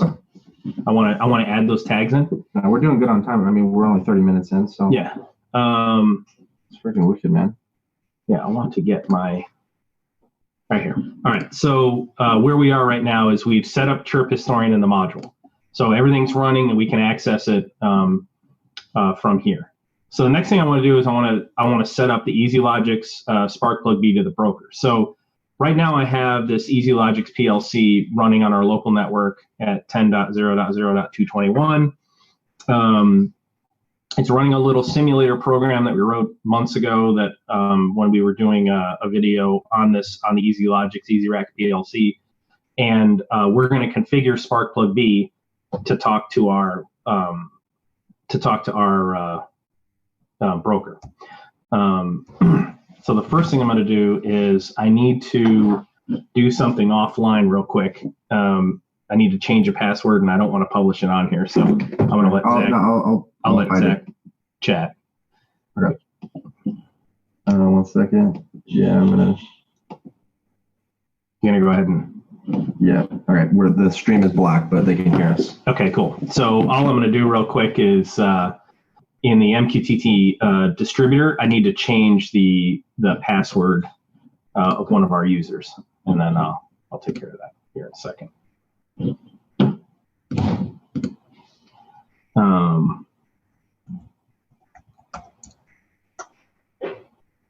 That reminds me, and I know we've done a video. We've talked about what Sparkplug B is, but now off the top of my head, I can't remember if we've broken that down into a simple video. Actually, I don't think we have really. But we haven't talked about it, or we haven't made it. We've talked about it, but we haven't. All right, what is Sparkplug B? Yeah, you can go ahead and show it. All right, we are back online. All right, so we have our Ignition controller, right? So if I go back here, we've got our controller running up here, our Ignition gateway. We want to publish our EasyLogix directly to our Ignition broker up here, okay? So what I've got to do is I have to configure the Sparkplug B setup in here to publish to our broker. So the first thing that I did is I configured a user called the EasyRack user in our distributor. So I'll show you how to do that. So you come into MQTT distributor. This is our broker that's running in our controller. What I've done is I've actually enabled anonymous MQTT connections because, again, I don't really care on this gateway, but normally we don't enable anonymous. But in this case, we are going to actually configure a user, and I've created a user called EasyRack. So I gave it a password, and then I have to give it ACLs that I approve. So the options here are read, write, or we can put in a list of topics that it can actually see or have control over. In this case, if we do RW space hashtag, it means that this user can read and write any value that's in the MQTT namespace. And that's what we're going to do in this case, all right? So now what we're going to do is go over to my little VM that I got running on over here. Actually, it's here. So I got a VM running. I'm running EasyRack PLC Designer Pro 211. I'm going to go ahead and just shut this down. So I've got it running EasyRack Designer Pro. I'm going to go ahead and open it. What would you say, what would your review on this PLC configuration software be? What would you, what is it similar to? Is it pretty... I would say it is... better than Codesys? It is easier to learn than Codesys. I would say it's. I mean, you run the. If you say it's like Automation Direct, you run the risk of because I don't know, Automation Direct I don't think really makes good software or hardware. But I don't feel that way about Easy Automation, right? We've used their PLCs quite a bit. We've been using the software since version, I think, 2 flat. And, like in September, it was 2.1.5. So there's been 6 minor releases since September, right? Or August. So they're constantly improving the software, adding new features. And I really, really like it a lot. I mean, the Easy Automation PLCs are our PLCs of choice. There's some behemoths out there we don't like to work with because they act like 800-pound gorillas and operate like the mafia. So we've chosen, we don't recommend their hardware to anyone, actually. We do work with Siemens. We've been actively working with Siemens to try and get them to adopt Spark-Plug-B. They are moving the open architecture route when it comes to IIoT, so that long term, that's great. But Easy Automation, they share our values. They share Inductive Automation's values. They share Tatsoft's values. They're an open architecture manufacturer, and their platform's really powerful, man. I gotta tell you, I've told Vikram many times, you guys have done a heck of a job developing the software and developing the hardware. So yeah, Vikram was a really cool guy. I'll link it in the YouTube card up here. The podcast interview we did, it's cool to get to know him, and they make really good hardware, man, and software. So what I've just opened Designer Pro. It's already configured for my demo. I'll go ahead and click to start designing. We've just got this one routine that's running, that's publishing to Spark-Plug-B. So we go to Spark-Plug-B. First thing we got to do is set up our broker.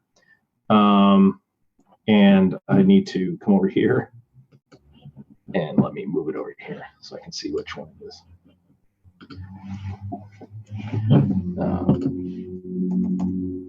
All right, so we're going to add a broker in here, and that broker's at 144.202.69.97, right? Our username and password is EasyRack.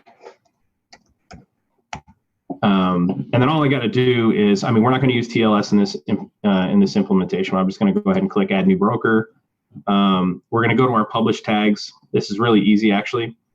Everything that's in the left-hand table, these are the tags that are going to get published via Spark-Plug-B. Your maximum number of tags that you're allowed to publish are 256. So that's the total number of tags per PLC.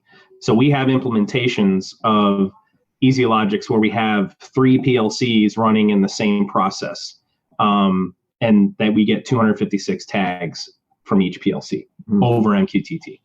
All the tags that are available are here on the left. In the middle column here, what we do is we go ahead and we build our namespace, which came from our general. So Spark-Plug-B, what's a core component of Spark-Plug-B is the way that the namespace is built. So we have a group ID. In this case, it's EasyRack. That'll be the first folder. The node ID will be EasyRack1, which is this PLC. That'll be the second folder.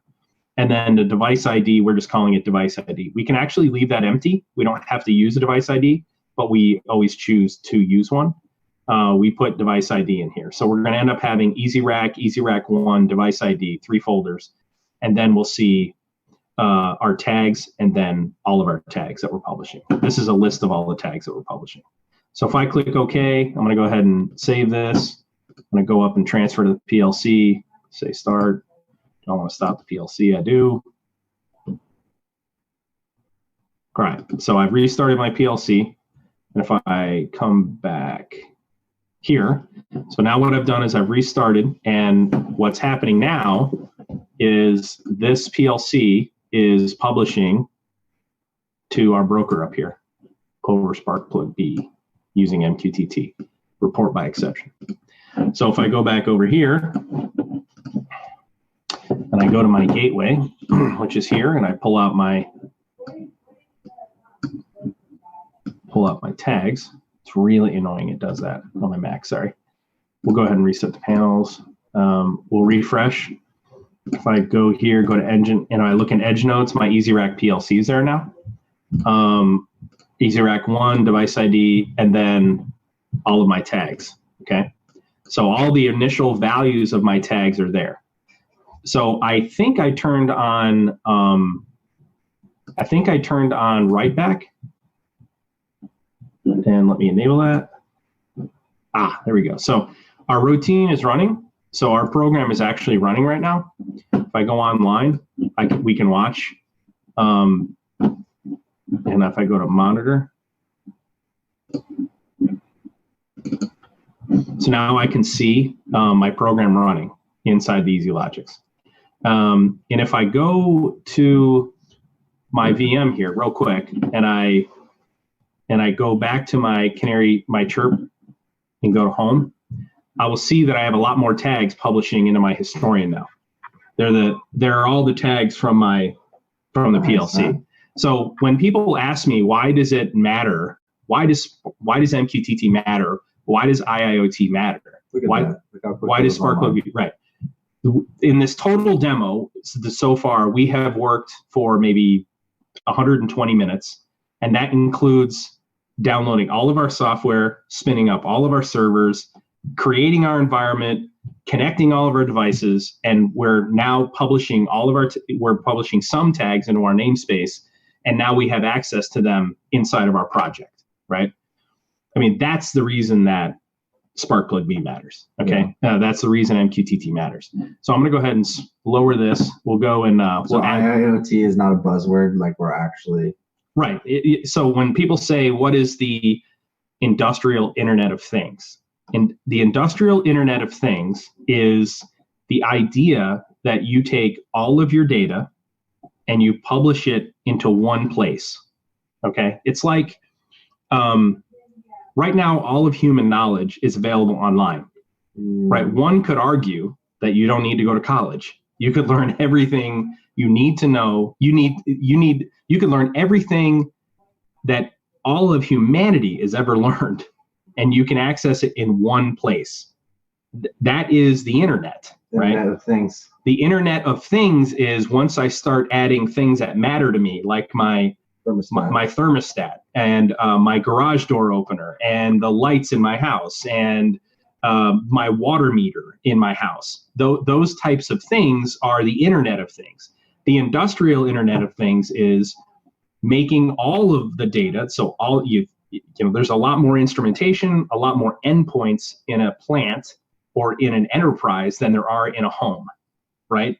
So the idea of the Internet of Things is making all data available to all consumers in one place that's organized in a format that they can consume it when they want to consume it. That's the Internet of Things. That's the industrial Internet of Things. That's a beautiful explanation. I like how you compared it to the internet, and it's like it makes more sense when you compare like knowledge and internet to things and Internet of Things.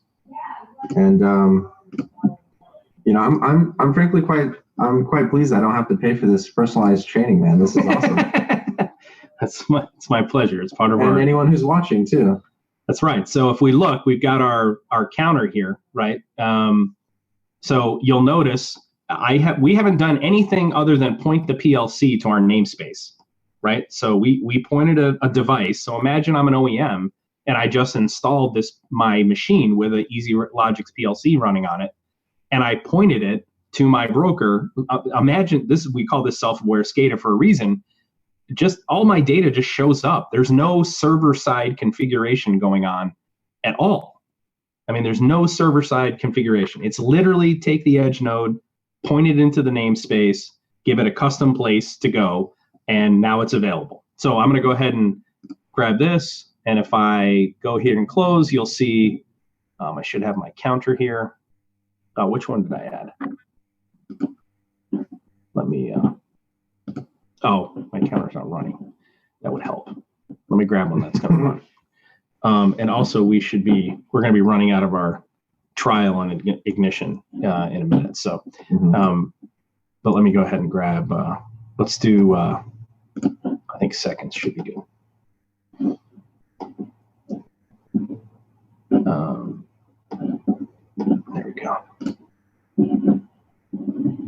No, it's still just 1 second. Let me make sure. Yeah, the timer. We'll do, now seconds should be incrementing. Counter one reset. We could also show that one as well. But so here, my point is that by taking that device and pointing it into the namespace, now all of the tags that we've asked to publish are available. Okay. So that's the Easy Logics component. So the other thing I want to do is I'm going to go ahead and close this Mac Designer.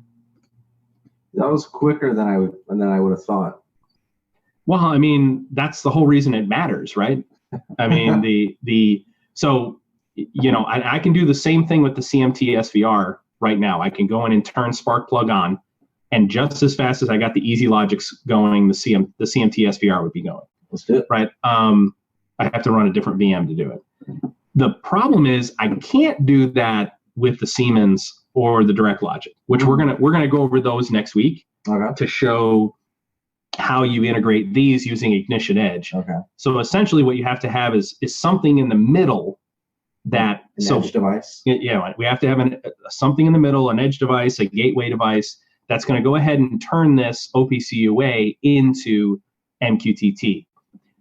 Easy Automation, Maple Systems, Hirschman, Advantech, Red Lion, Wago, you know, there's 100 manufacturers that have adopted MQTT and Sparkplug B. They are out of the box, are just going to plug into your, you know, publish into your namespace and everything's golden.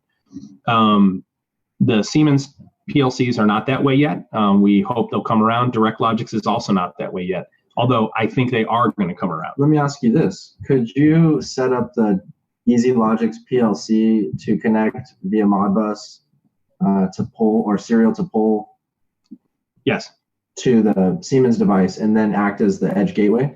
We wouldn't do it with Siemens, but we would do it with the Direct Logics. Direct Logics? Yeah, because the easiest way, Modbus TCP or the easiest way to do it with Siemens is to use Ignition Edge and use the Siemens driver running on our Ignition Edge. So right now we don't have any port forwarding to this PLC, so I'm not going to be able to take a cloud server and get it to talk to this. One of the advantages of MQTT is this.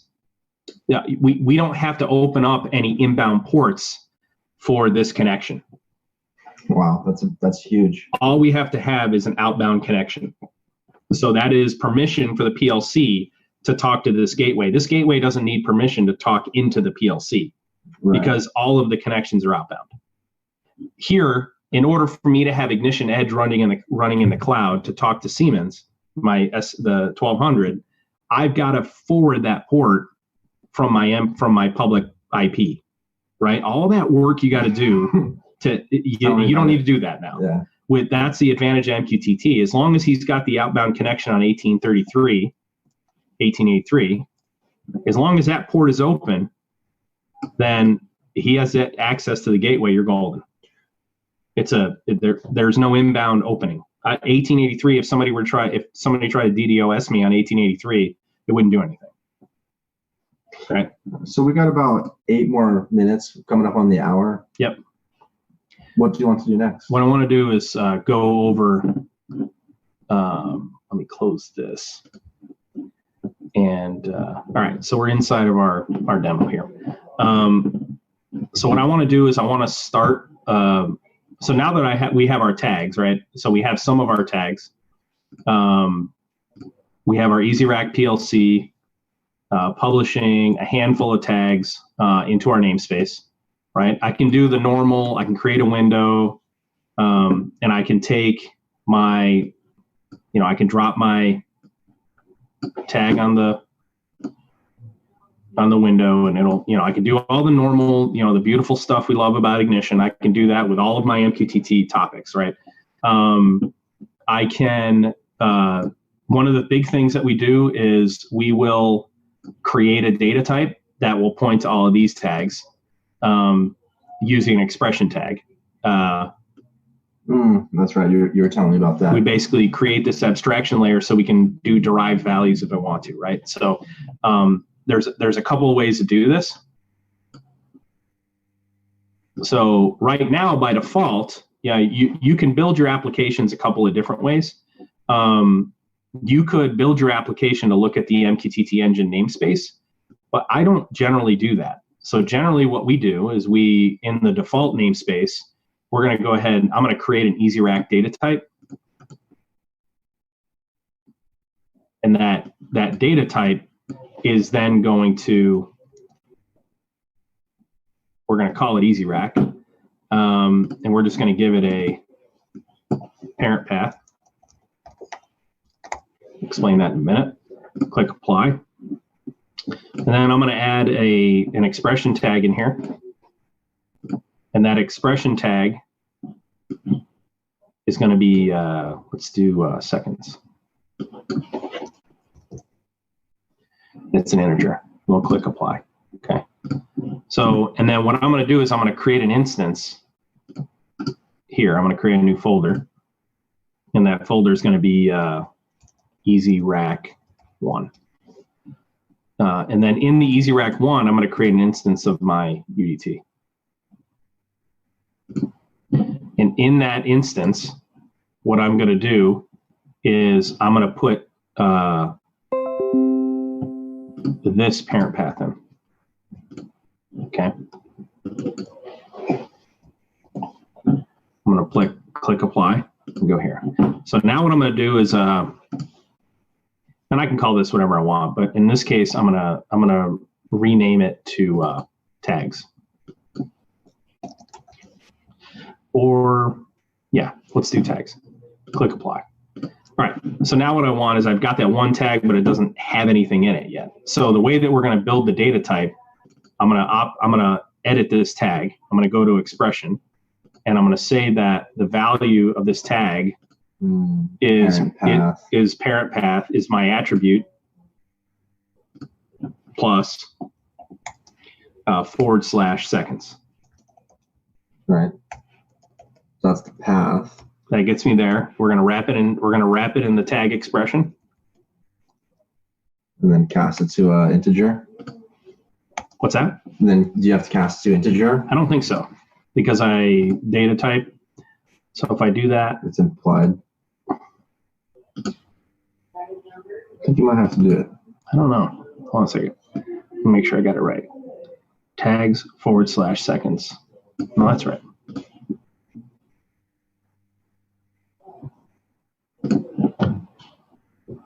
Tags plus / seconds.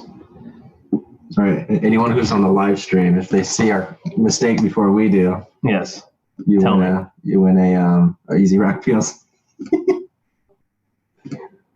That should absolutely work. Right click on the tag. Hold on a second. I got to go ahead and reset. Oh, okay. That's probably why. That would help. You do tag diagnostics too. Yes. It would help if I did that. I don't know why anyone wouldn't be working on MQTT. People are afraid of what they don't know. Tags / seconds. That gets us up there.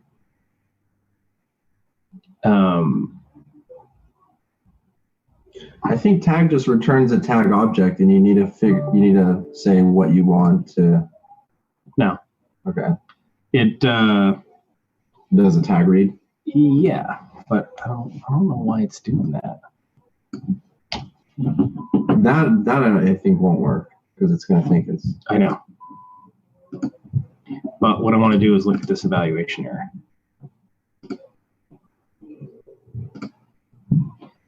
Left bracket, it says.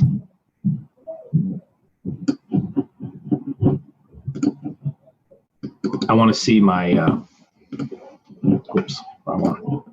I want to see my evaluation change. Got it. It's good troubleshooting 101. Troubleshooting 101, homeboy.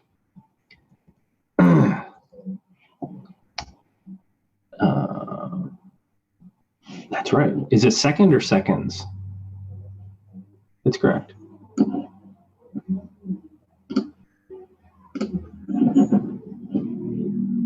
Now we want to see let's see what our. If you wanted to get fancy, you could use tag name.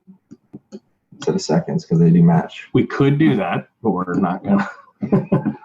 Let's fix it first. Why didn't this? Why didn't these refresh yet?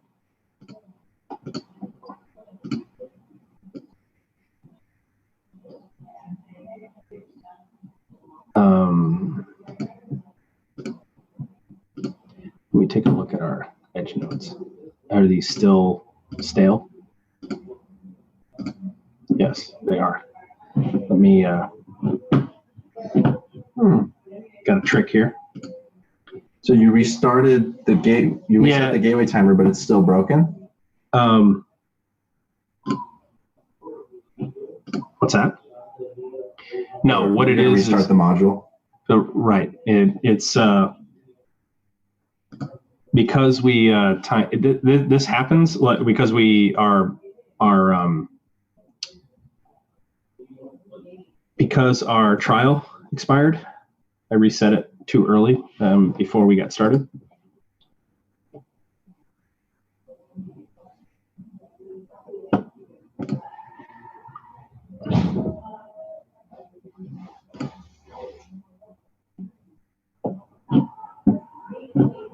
Okay.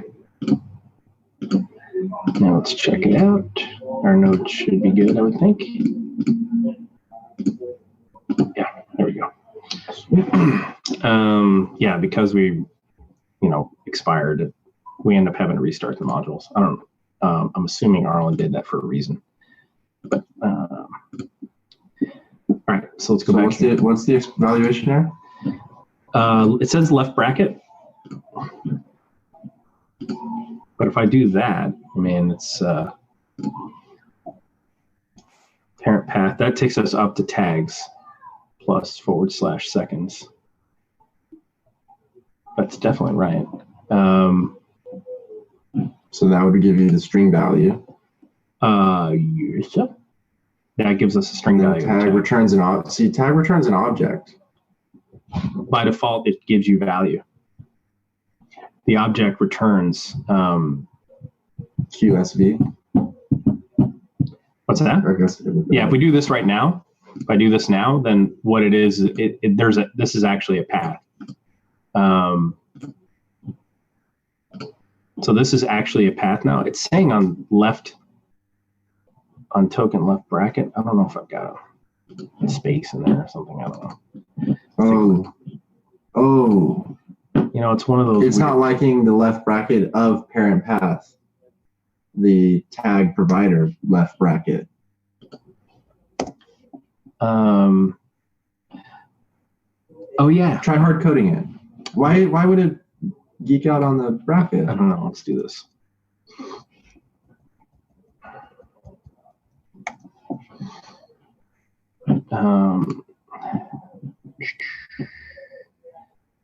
String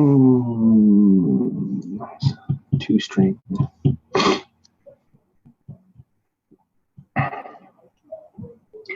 Casting to str.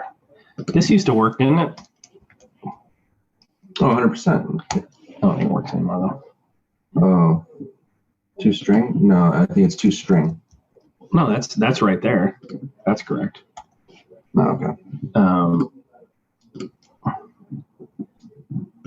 So let's see.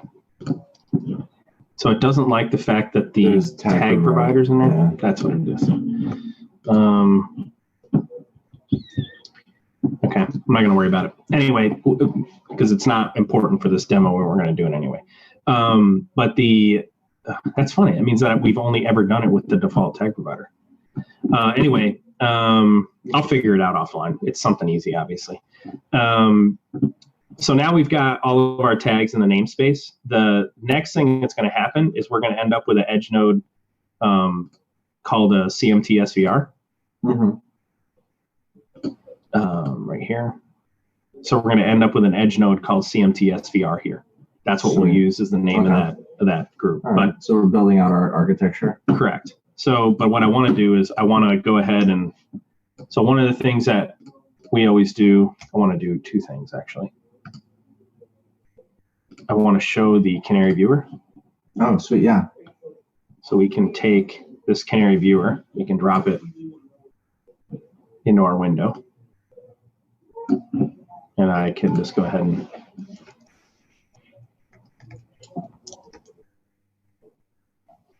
Is it 4.0 solutions or 4.0 solutions? 4.0. But in the string itself, is it It's a 0. It's a 0. Yeah. So it should be 4.0. So the beauty of we can actually drop a canary viewer in. It's fucking sweet. Yeah, man. into our window. We can actually drop multiple canary viewers in under the same window. That's nice. So I'm going to grab something I know is running. So let's do. Yeah, let's just do. Let's see updates maybe.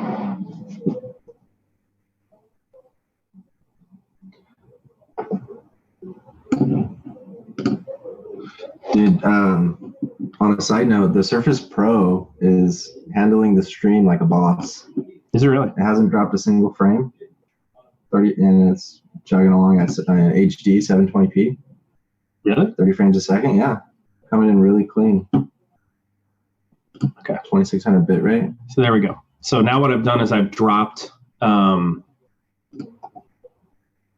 trend into this window. Okay. And I'll go ahead and that's high resolution data, man. Yeah, it's really pretty slick, man. It really is. Let's do 10 minutes. We'll go real time. And then we could do, there's a lot of really cool things that we can do here. So we can annotate on any point in the data in real time. We can calculate deltas. We can obviously zoom in and out. We can change the cursor. Yeah. So this lets us look at our data in real time. We can edit our legend, or we can show the legend or hide the legend. We can also edit the legend. If I come over here and go to my legend, I can say what I want to show in there. So what I generally show is cursor value, last value. I turn off the scale range. I always show the tag itself, and that's it. Let me close this.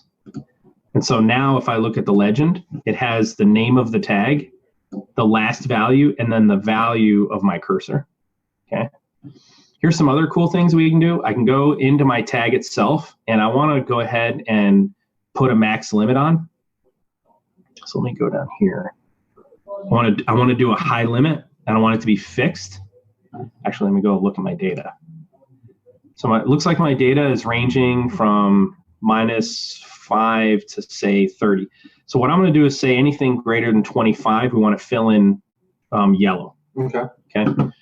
So I'm going to say anything greater than 25. I want to change color, and I want to fill the area in. And that color, let's just say it's this yellow color.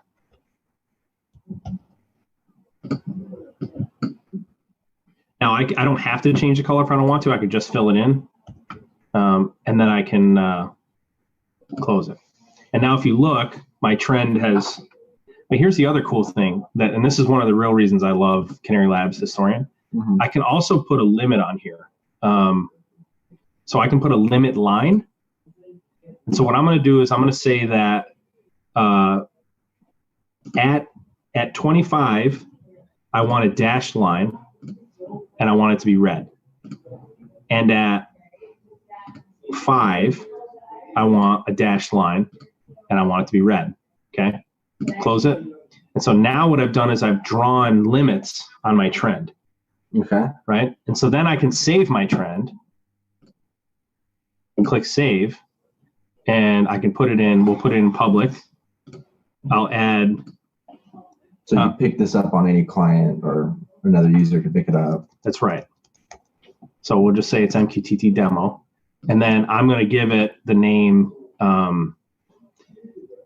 We're doing latency. We'll say with limits, right? Nice. Click OK. So now I can use that in a dashboard. So now what I'm going to do is I'm going to say I want to create an application. I'm going to create a public application, and that's going to be in my MQTT demo folder. And in that MQTT demo folder, I want to create a new dashboard. And in this case, we're going to create it for a tablet. We'll click OK. And I'm doing all this inside of Ignition. Now, I can do this in my web browser if I want to, or I can do it inside of Ignition. So all I'm going to do for this dashboard is I'm going to say that I want to put my trend on here. All right. And okay. And then what I'm going to do is down here, I'm going to say I want to use this chart. So it's going to fill that one no matter what. Okay. So then I'm going to save my dashboard in MQTT demo, and this will just be first.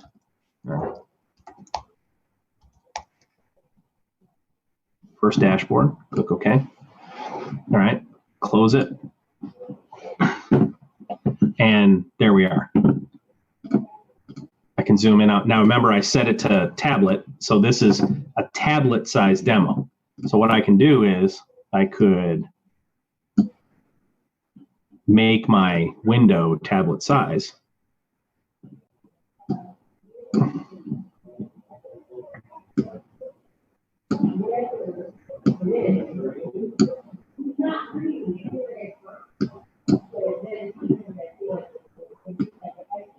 I think we're good right there. Yes. Put it in the middle of my window, and we're good to go. Here's the other thing I can do. This is kind of a cool thing too. I can take this, all right, and I can allow this to be dynamic. So no matter what, this is going to be dynamic because the URL, the starting URL is localhost. But I'm going to go ahead and drop another viewer on here. We'll make our window bigger. Do you have to do anything special to have two? Nope. Nothing special. Do you know if 4.0 Solutions, if they make or are considering making a flow software viewer?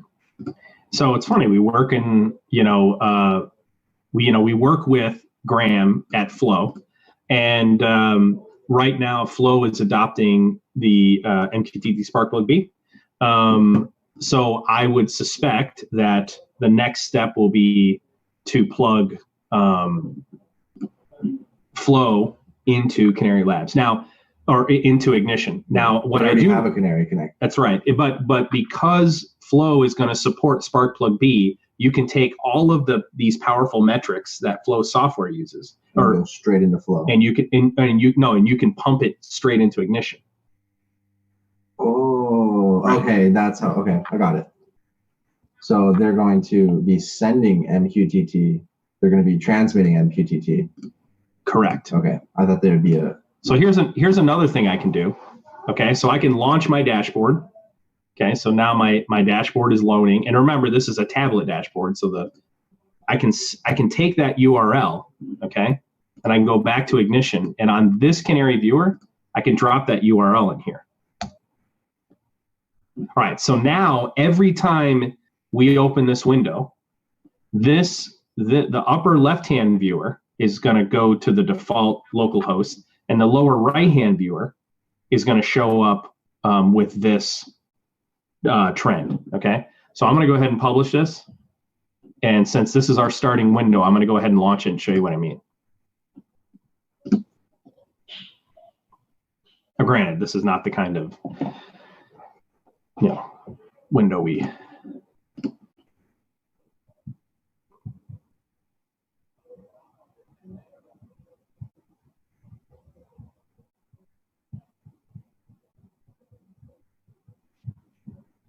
The Canary and Flow software walk into a bar.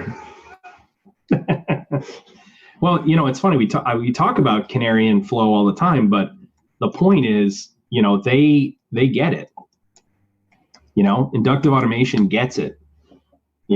Flow gets it. Canary gets it. They're 4.0 solution. Right. 4.0 Solutions gets it. Now, so now what you'll see is this will open to the default.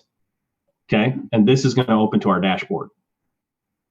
Okay. Now we can build anything. Now we've built isometric views. So this opened to our dashboard.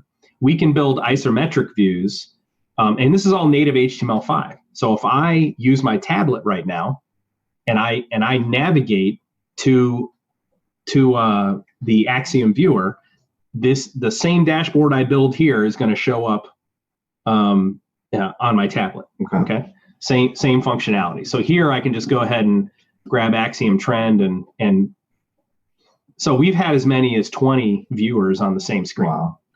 So actually, speaking of native HTML5, do you know when Ignition 8 comes out, if 4.0 Solutions is going to have an update to allow for Canary Viewer inside of Perspective? So inside of Perspective, that's a good question. So 4.0 Solutions will be updating the Chirp connector, and Canary Labs will be supporting the Canary Labs Historian for Ignition 8. Okay. But in terms of what's going to happen with Perspective, we're on the, we've been accepted to beta. We haven't received the latest version of the software, so it's hard to say what's going to happen there. You know what? No one knows enough yet. You know what I would like to see happen is, because I actually liked the native kind of trend viewer within the native module. Mm-hmm. Like, I think it has a nice interface, but I think that would naturally only support the native Ignition Historian. Right. It would be cool if you could point that directly to Canary data and get the same look and feel, but from a Canary backend. Correct. But they're probably going to rely on a third-party module, so 4.0 Solutions. Boom. Correct. So one of the things I want to point out is we're coming up on. Yeah, we're just about out of time. But Yeah. the one of the things I want to point out, I wanted to build the base project. I'm not going to do that now. What I'm going to do is I'm going to build the base project during the week, and then we'll go over the base project. That way people don't have to sit through. Now, there will be default tags that we drop in that contain all of our system values. What do we want our background color in the window to be? All that stuff.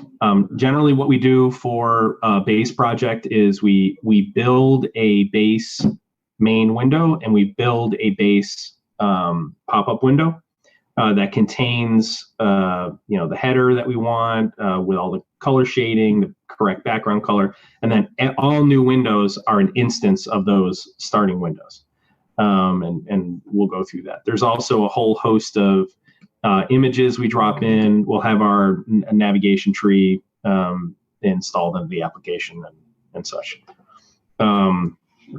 So we actually didn't get to either base project or CMT SVR. We kind of got sidelined. What we ended up doing was we ended up playing with Chirp. But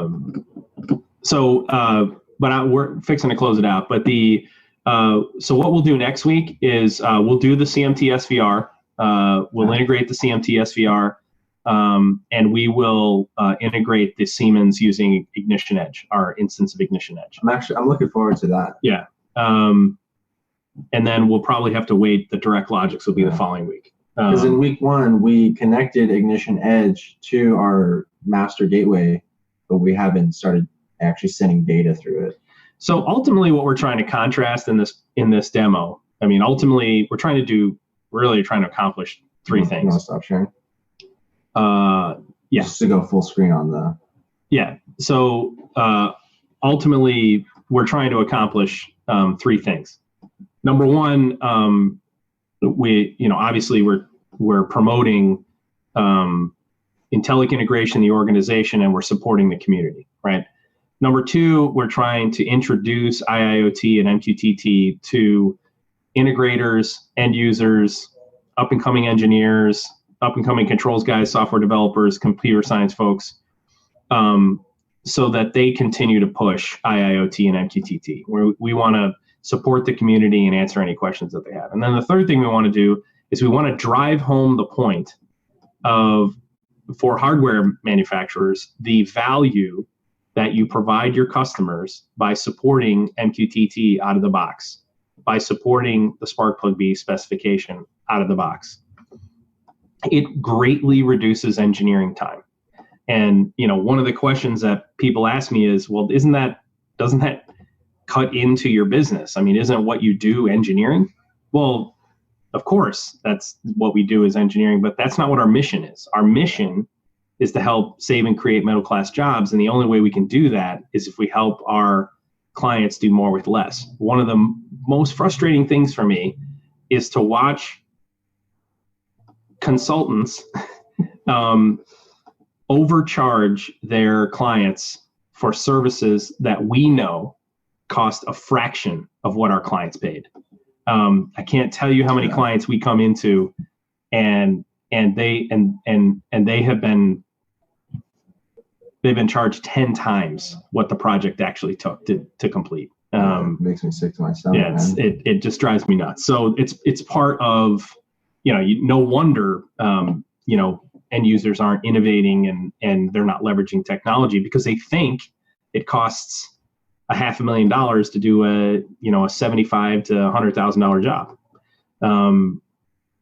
So that's the third reason we're doing it. But it's like I actually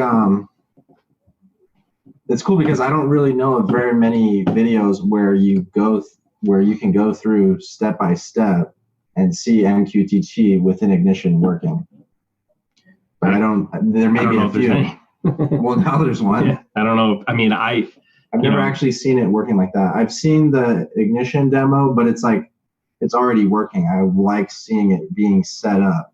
So did any light bulbs come on for you? Oh yeah, just like I said, when you compared it to internet and the central location of information, boom, Internet of Things and industrial Internet of Things obviously is the central point of information for your industrial data.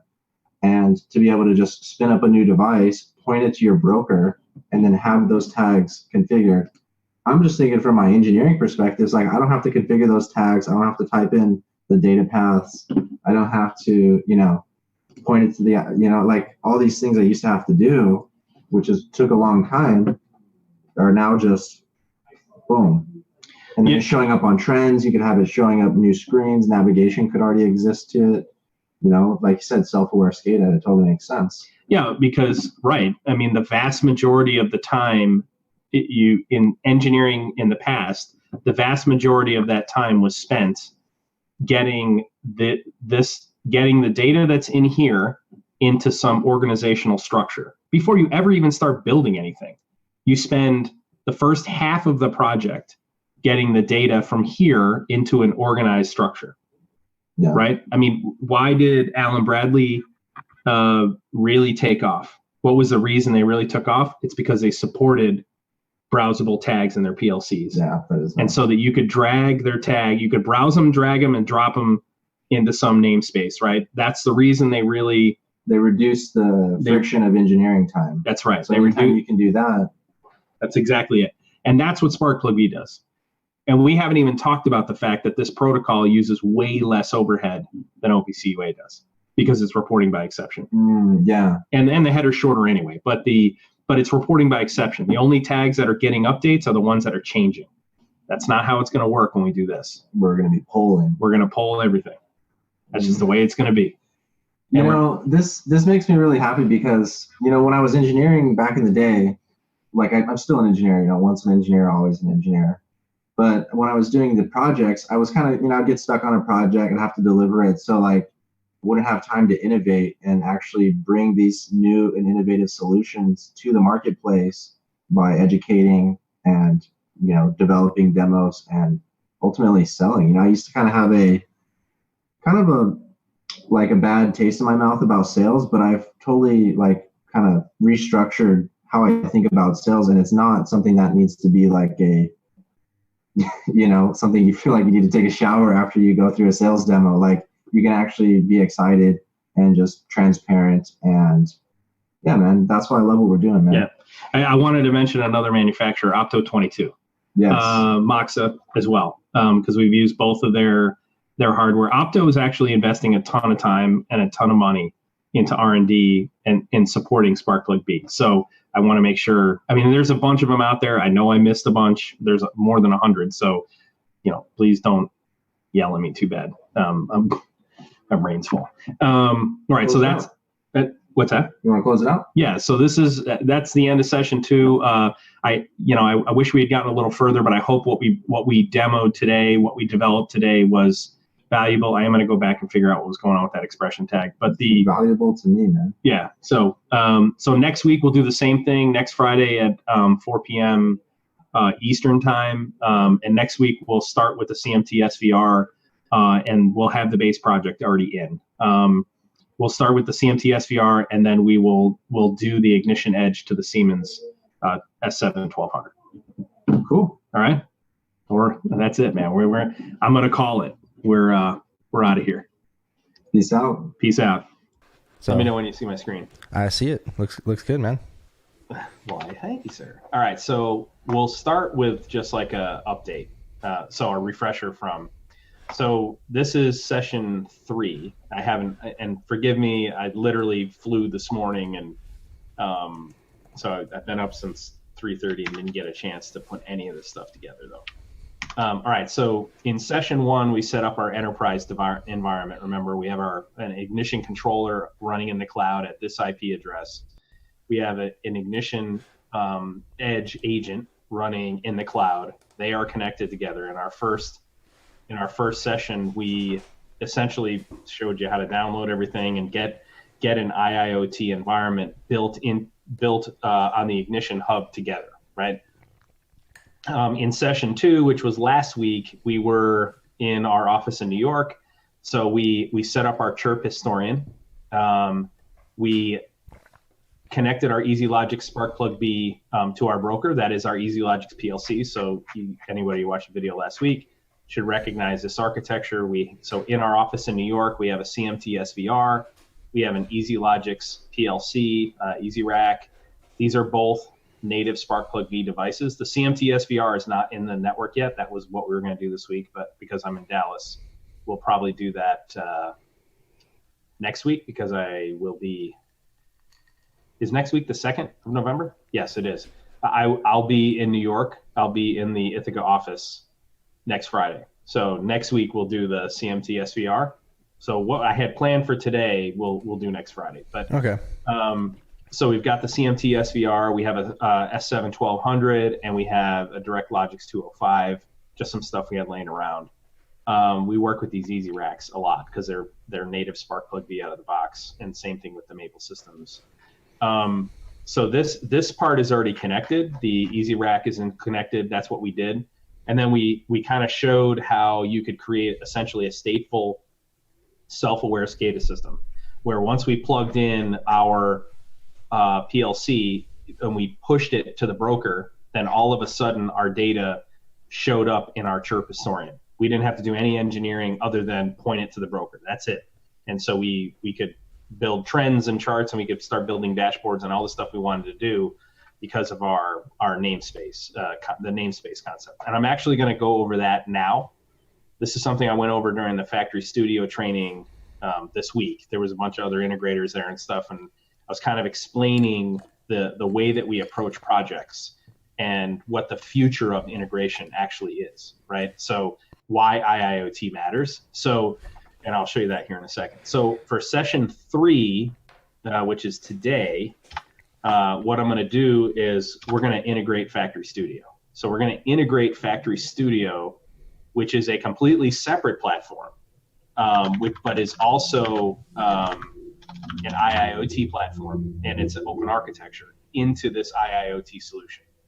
So, and I'll kind of explain why that matters, why it's valuable, right? So, but go ahead, Zach. Okay, so I like that we're introducing, new platforms and showing how they can tie together, and it kind of brings up this point that just happened. So you at the Wonderware Enthusiast Summit. So last month I was at the Viva World, right? And then so this Wonderware Enthusiast Summit was only like a month later. So I expected pretty much most of the stuff to be the same. There's actually been changes since, and really? Yeah, it's crazy. So that's why I'm trying to keep up with it. But one of the biggest ones was, I think Invensys bought Indusoft, right? And then that became eventually, that was like their whole Indusoft Web Studio. That became InTouch Machine Edition. Well, guess they're rebranding it because it's not really limited to machine. It's really works well on the edge. So now it's going to be InTouch Edge, and the design and development environment is going to match from InTouch, system platform and OMI. It's now going to match InTouch Edge. So you're going to have a seamless design experience, and it's really going to be geared towards, the edge of network installations. So I recommend, so it's funny you bring up Indusoft. So I recommend that people go ahead and research TatSoft and Factory Studio and Indusoft and see what they're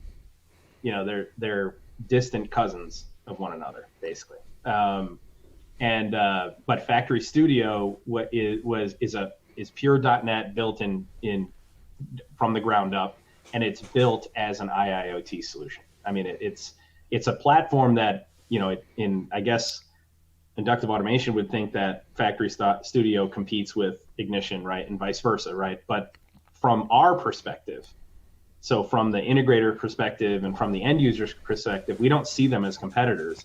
We see them as siblings in the same ecosystem. Right. I think one way that I look at it is like, you have Apple, Google, Samsung. They all create smartphones. They all have a product that, some people like. Sometimes you can switch between them. Sometimes the ecosystem makes it hard to do that. But more or less, they all are driving towards what the consumer and the customer really wants. So that's why a lot of these phones end up looking similar.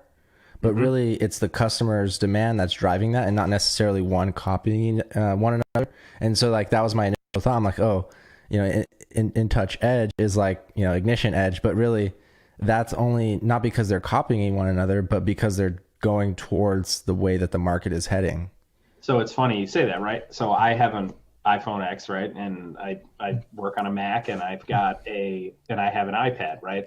But I also have an Android phone and an Android tablet, and I have a Windows machine, and I'm a consumer of all of them, right? And the reason why is because for example, I don't do development on a Mac, right? I use a Mac for productivity, but Windows is a better software platform for development. Actually, you could argue Linux is but I use Windows for development because that's what it's good at.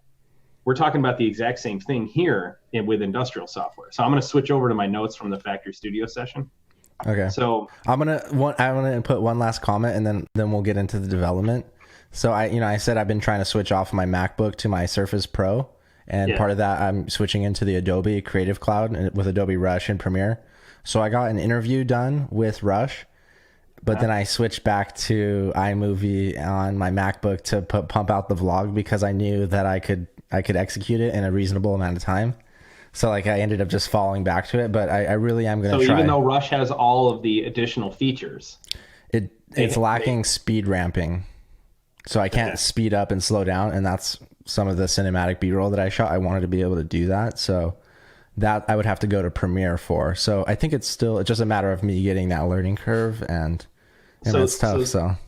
So this is the architecture that I already have running right now in my VM. So I have a PLC device, and I have Kepware is Kep server talking to my PLC, right? And but for the purposes of this architecture, Kepware is serving out simulated tags. Okay, so Ignition is talking to Kepware over OPC UA, and Factory Studio is talking to Kepware over OPC XML DA. I can do OPC UA, but it was actually a really cool way. One of the cool things about Factory Studio is it's got these extensions. So you double click on this extension and you say, I want to import an OPC UA connection, and it searches the local machine for that connection. And so it found Kepware, and all I did was just do a Kepware import, and it brought everything in, all the Kepware system tags, the whole shebang. I mean, in 10 seconds. I mean, it was just awesome. That's nice. So what I've got is I have an Ignition application running that is subscribing to the same data from Kepware. I have a Factory Studio solution running that is subscribing from the same data at Kepware. Ignition is routing that data to Canary Labs, the historian, okay? And then both Factory Studio and Ignition are consuming what Canary Labs is producing. Okay, so this is now there's a lot of arrows here and stuff, but what I wanted to point out was that we also have other Ignition nodes. Okay, we have other Ignition nodes in the cloud that are also publishing to the same Canary Labs instance. Okay, so we have each of these nodes have their own namespace, and so this is the whole idea of the namespace. So we also are using, Power BI is also consuming data from Ignition. Okay, and so what I want to do is I want to go over why IIoT matters. Okay, so I mean, this is a slick implementation. It's running on a VM here, but what you need to understand is that Canary Labs is actually in the cloud. So everything from the Factory Studio, Ignition, and KEP server, they're running in the VM I'm going to show you, but Canary Labs is running into the cloud. So this VM becomes part of the existing ecosystem we have. And the total integration time that I'm going to show you was like 45 minutes to do everything. That's Factory Studio, Ignition, the whole deal was like 45 minutes total, okay? But the reason IIoT matters is this, okay? There's basically 5 layers in our stack, okay? We have our HMI PLC layer, that's the level 0, level 1 that everyone's accustomed to. We have our SCADA layer, we have our MES layer, we have our ERP layer, and we have our cloud layer. Cloud layer is responsible for machine learning, basically. And we're going to send just everything from all across our enterprise. We're going to dump that in to a data lake and run algorithms against it and predict when machines are going to break down or predict when we may have a quality issue if we're consuming machine vision data, that kind of stuff. In the old days, the stack looked something like this. You had OPC from HMI, PLC, SCADA. You had OPC, JDBC, REST endpoints, whatever else from SCADA to MES, and then you were just purely using APIs from MES to the cloud, okay? MQTT is an IIoT protocol that talks from level 0 all the way to level 5. So the new architecture this is why it matters. Yeah. The new architecture it's one protocol all across the stack, and everything publishes into the same namespace.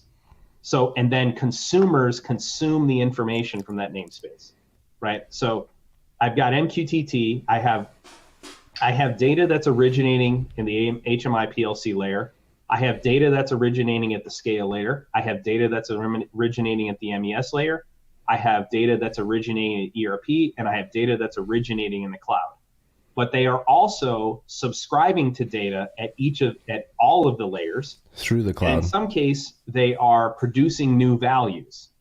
Okay, so I may have a cloud program that is running that is pulling OEE data from the MES layer. It is consuming accounting information from the ERP layer, specifically like cost, cost per hour for the work center, that kind of stuff.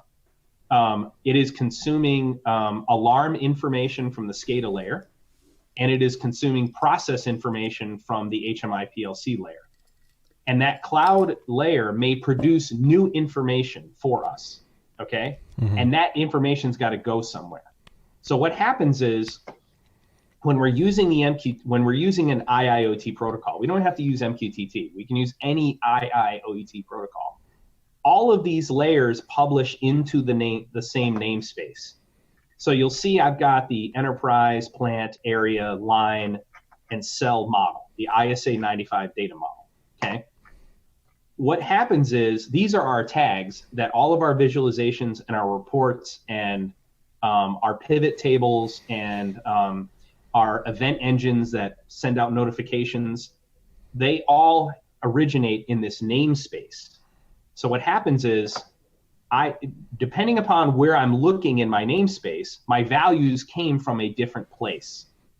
In the old days, we had to spend a ton of time engineering here, OPC, JDBC, API, whatever. In the new integration, the new engineering, the new architecture, Industry 4.0, and the digitization of your factory means that all we're doing is taking every node as it gets installed into our enterprise, and we point it to the namespace and its information shows up. So what I've got here is process data that's coming from the edge that we're all used to, right? I've got pressures and I've got flows and I've got levels and all that kind of stuff. That's the stuff in red, okay? I have SCADA information. That could be an array of the last 100 alarms on this line. And it's sitting in my namespace as well, called the alarm report, okay? I also have OEE information from the MES system or anywhere that's got quality, performance, availability in the OEE. I also have some machine learning information. So maybe the cloud is consuming this OEE data and then it's running it against historical data. And there's an algorithm that's spitting back what the projected quality, performance, availability, and OEE might be for this line on this shift based on current conditions and what we know from the past, okay? I also may have things like my active work order, but I also might have information coming from my ERP system telling me what is my current shift cost in real time? What is my current labor cost in real time? Okay, so imagine we couple that with things like the building temperature and relative humidity and the current time in this facility, okay? And we couple that with things like mean time to repair and mean time between failure. And all of that information exists in the same namespace. So now as an engineer, I'm going to build visualizations for my supervisors. So let's say I want to build a new screen. And so that screen is going to be something like this. I'm going to build an orange section that is going to be, this is a window we're building, right? And I'm going to build an orange section. And that orange section is going to be the accounting information, my cost information. And I'm going to build an OEE section. And that OEE section is going to be, hopefully that's the one, that'll be our OEE quality and performance. Then I have another section on my window that is my predictive data. So it's the stuff that's coming from the cloud. Okay. The results from all the analytics with all the data that you're running. Correct. Right. So, it's the information coming from the cloud. So, you know, it's funny. This screen would historically have been like 20 to 30 plus different pieces of software just for operations. Correct. And guess what pieces of software you could use to do this now? You could build this one screen in Ignition. You could build this one Factory Soft Studio, right? It's any of the open architecture IIoT platforms you could build this in. So why is it we don't use I'm not going to say names, but I was going to, but we are getting ready to go to a show for one of these conglomerates. But why is it we don't use the platforms that aren't open?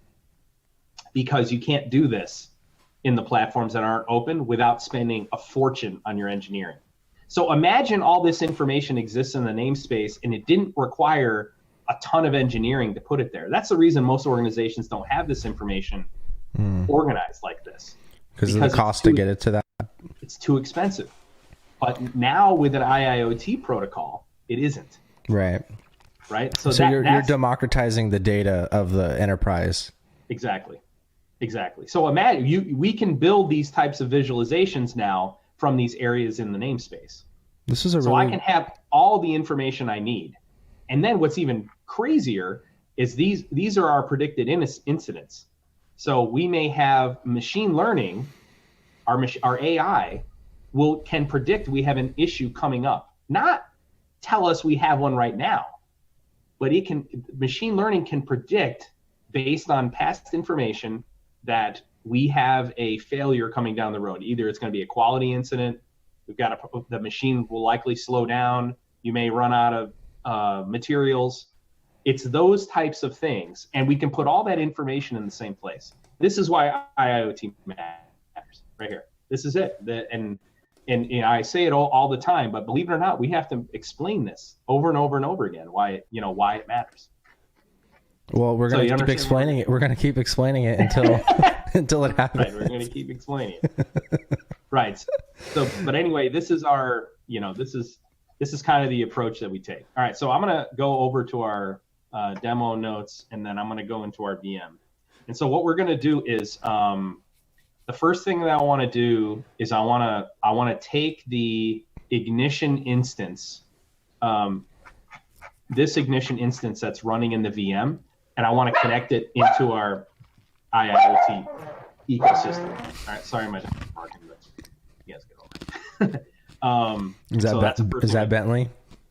It was actually Juniper. Yes. Oh. And Bentley never barks. You gave us the good one. All right, so we're inside our VM right now.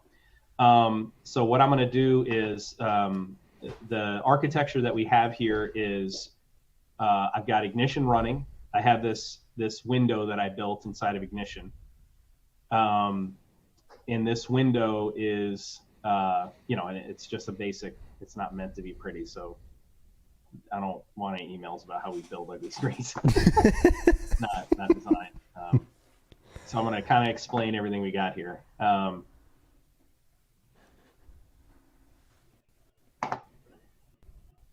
So I've just got this chart of data. Okay. Now what I've got is on this screen, I have a timer running that is toggling this Boolean back and forth. Okay. All of this information is real OPC UA data that has been converted to IIoT and published to our Canary Labs historian. So what we're looking at here in the upper left-hand corner is this is from the Canary Labs historian. I have a ramp tag that is going from 0 to 100. That's this one right here. It's going from 0 to 100 over and over and over again. Real quick. What's that? It's going from 0 to 100 real quick. Yes, and so this tag is going from 0 to 100 really fast. I've configured the pen. So inside of Axiom, I've configured the pen for a couple of things. So if I grab the red pen, which is ramp 1, I put a couple of limits on it. So I put a fixed limit at the 25, when the value is 25 or lower, we're going to change the color to yellow.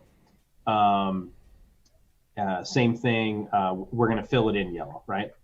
We also have a high limit. When it's greater than 75, we're gonna fill it into yellow, and we're gonna change the color of the pen to yellow. Okay. I also put 2 limit lines. So at 70 or higher, we have a dash line, which can be our control limit on the pen, and then at 47 or lower, we have a dotted line. I'm only doing it just to kind of show off the things you can do, right? So that's on the red pen. The blue pen, I haven't done anything. Okay, it's just the normal value. And then this third pen is actually a calculated pen. It is an aggregation of pen 1, ramp 1, and ramp 2. So what I'm trying to do is just show that we can do a calculated pen of 2 values, and it could be some type of algorithm. And then the lowest pen is Boolean 1, and all it is we're toggling a Boolean value. So I have a timer running on the window, and it's just toggling this value back and forth, which is toggling it in KEP server, okay? The OPC. And I can, obviously, this push button here allows me to just toggle it back and forth, okay? I've built the same screen inside of Factory Studio, but I'm going to explain that in a minute because I'm assuming most people here don't know anything about Factory Studio. It's new to me. I've only just started playing with it this week. So I went through the training with Maddie. We did a 3-day training and got certified on version 8.1.2. We did do some development a few weeks ago just to play with the software and stuff. It's really, really awesome. We definitely love it. So, I'm going to show how we've integrated these together. Factory Soft is our Factory Studio? Factory Studio, and it's TatSoft. Okay, I was calling it Factory Soft. So you can go to...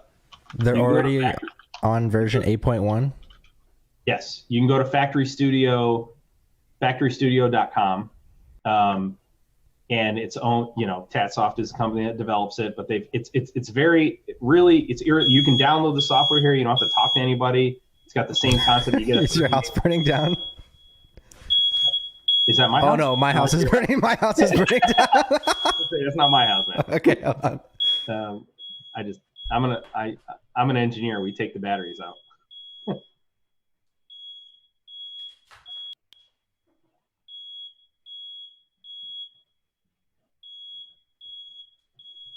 We're good. We're good. We're good.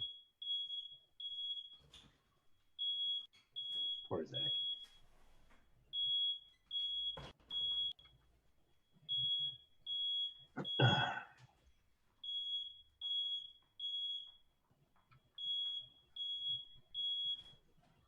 This is like one of those. This is one of those. My bad. My bad. I had a candle burning, and then it got to the bottom, and it started like. No, it's like someone swatting a Twitch streamer or something. So anyway, you can download the software here. So if you, you can get started. Actually, we go to Tatsoft. Oh right. Okay. So yeah. Yeah, Factory Studio, but you can download the software here, unlimited. So it's the same thing, unlimited clients, unlimited. It's all the, what we're all for an open architecture you're used to. The pricing's pretty sick. The unlimited version is $9,099.99. So they have lower versions, but if everybody cares about unlimited. Unlimited is less than $10,000 for the whole. It's Dwayne Heller actually gave me a quick demo when I was at the American Waterworks. Dave? Oh, I said Dwayne. Yeah, Dave Heller. Yeah. He gave me a little demo at the American Waterworks Association conference this summer in Vegas. That was, yeah. I mean, like I said, it's kind of like Ignition, So it really is actually. They both have their strengths. You can download it right here. If you go to download Factory Studio, you can download it. It takes, 5 minutes. If you've got .NET 4.6 or whatever already, the .NET framework, it installs right away. It's real lightweight. It's, I'm telling you, it's so much like Ignition, but in .NET is really a lot what it's like. I mean, but there are strengths that Ignition has that Factory Studio doesn't have, and vice versa. So it's, my again, question, they're two siblings in the same ecosystem. My question would be, what's the differences between Java and .NET then? Like, what would be the pros and cons of .NET? Okay, Java is cross-platform, pure cross-platform.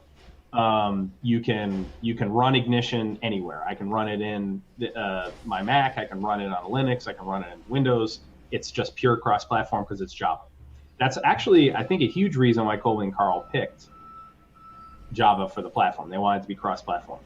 .NET is not cross-platform completely. Now, I'm not a Factory Studio expert. I am certified, but I don't know all of the architectural. But what I can say is this, is that you can run Factory Studio in a Mac and in Linux because they also support one of the Linux frameworks, Mono. So it also runs not just in the .NET framework, but it runs in the Mono framework. Okay. So it is kind of cross-platform, but definitely not the way Ignition is. This is obviously going to be faster. .NET is significantly faster than Java. So in terms of like rendering visualizations and that kind of stuff, .NET can leverage more of the native visual aspects. Because it's built on Microsoft. Right, but I would say, also, you said Ignition. So Ignition is Python. Ignition is a Python scripting language, which is very easy to pick up. Factory Studio, which is one of its cool features, is you can script in either .NET or you can script in C#, and you can toggle back and forth. So I can have both a C# developer and a .NET developer working on the same scripts. I can have a guy on day shift doing C#, and then the guy comes in at night, and he could do all he does is drag a drop down, and it converts the code to .NET, and then he can write it in .NET. Wow. And then you convert it back. That's pretty slick. That is amazing. I would say, but other than that, man, they're really similar. Like, I wouldn't say one is C# is very similar to Python syntactically. Yeah. Like, it's kind of the way it's scripted. And then also you said Java developers are more like common. There's more of them in India, and then .NET developers are more prevalent in the United States. So that could be a consideration. Like US .NET developers. Yep. Do they have like a app store or like third party way to integrate into their software? They do. They have I'm telling you, man, it's they got a development kit. It's so we had this long checklist of things, and they hit all of them. You know, can you develop modules for the platform? The answer is yes. You can also use existing third-party .NET libraries, and there's a really cool way of doing that, actually. You can import external libraries on the fly in the designer. Really cool. As long as the DLL exists on your designing machine, you can just bring. I mean, it's pretty slick, man. I mean, it's cool. I like the way I like the reporting engine they use. Dev something I can't remember. They purchased the reporting tool from an existing .NET development team. Cool. It's all native, native iOS application. So you can develop a client that's native iOS. You can develop a client that's the rich client, or you can develop your HTML5 clients. But they all will run together, unified. Very, very slick. So, but the point here is that Factory Studio is an IIoT platform, and we can integrate it into our Ignition ecosystem, right? So there's a bunch of stuff in their pipeline. They're adopting Spark B. Factory Studio right now is an MQTT client, but it's not a broker. It can talk to a broker, but it's not a broker. That they're actually developing that right now. So Factory Studio will act as an MQTT broker. So, but it fits into the ecosystem great. So anyway, this is where you can take a look. So, so right now I've got this application running in our Ignition Designer. I've developed the same application inside of Factory Studio, but I'll explain that in a second. First thing I want to do though is I want to connect my current Ignition to our this new Ignition instance running on the VM I've got here. I want to connect it to our controller. So if I go back to to just show how you can do an Ignition. So what I want to do is I want to create a new connection, and I'm going to call it controller.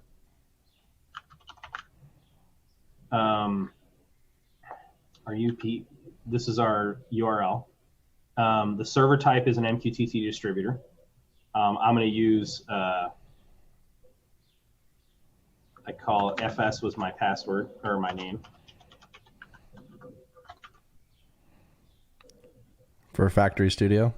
Yep. And then I'm just going to create a new MQTT server setting, and the answer is connected. So now I'm connected to the server. Okay. So right now I'm not subscribing to anything, I don't think. So if I go to my engine, I don't see any edge nodes. So if I go back to my controller here, right, I created this user. I've got our EasyRack user. Now we're looking at our Ignition controller. So if I go back here, I'm going to go ahead and launch this designer too. So this controller is, that's this one right here. That's what I'm getting ready to open, the one that we've been working with.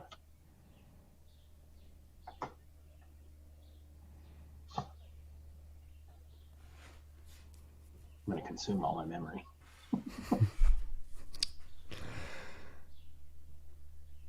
I only have 12 gig on this VM.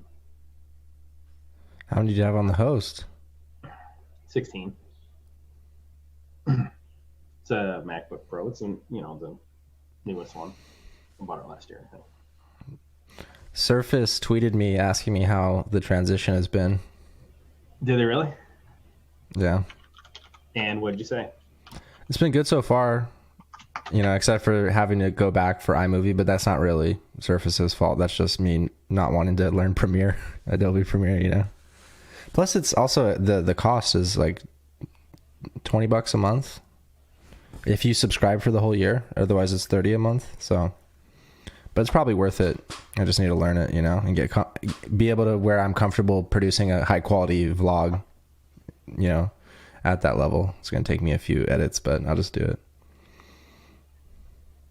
All right. So right here, what we want is this. Okay. So what I want to do. Oh, yeah. Our EasyRack's not publishing in, is it? Because it's shut off. So that's the reason we don't have them. They would show up if the PLC. What I do, what we'll have the ability to do is these tags that are in the namespace. If when we turn the PLC back on, these tags are going to show up in the namespace of this, of controller the ignition running here, right?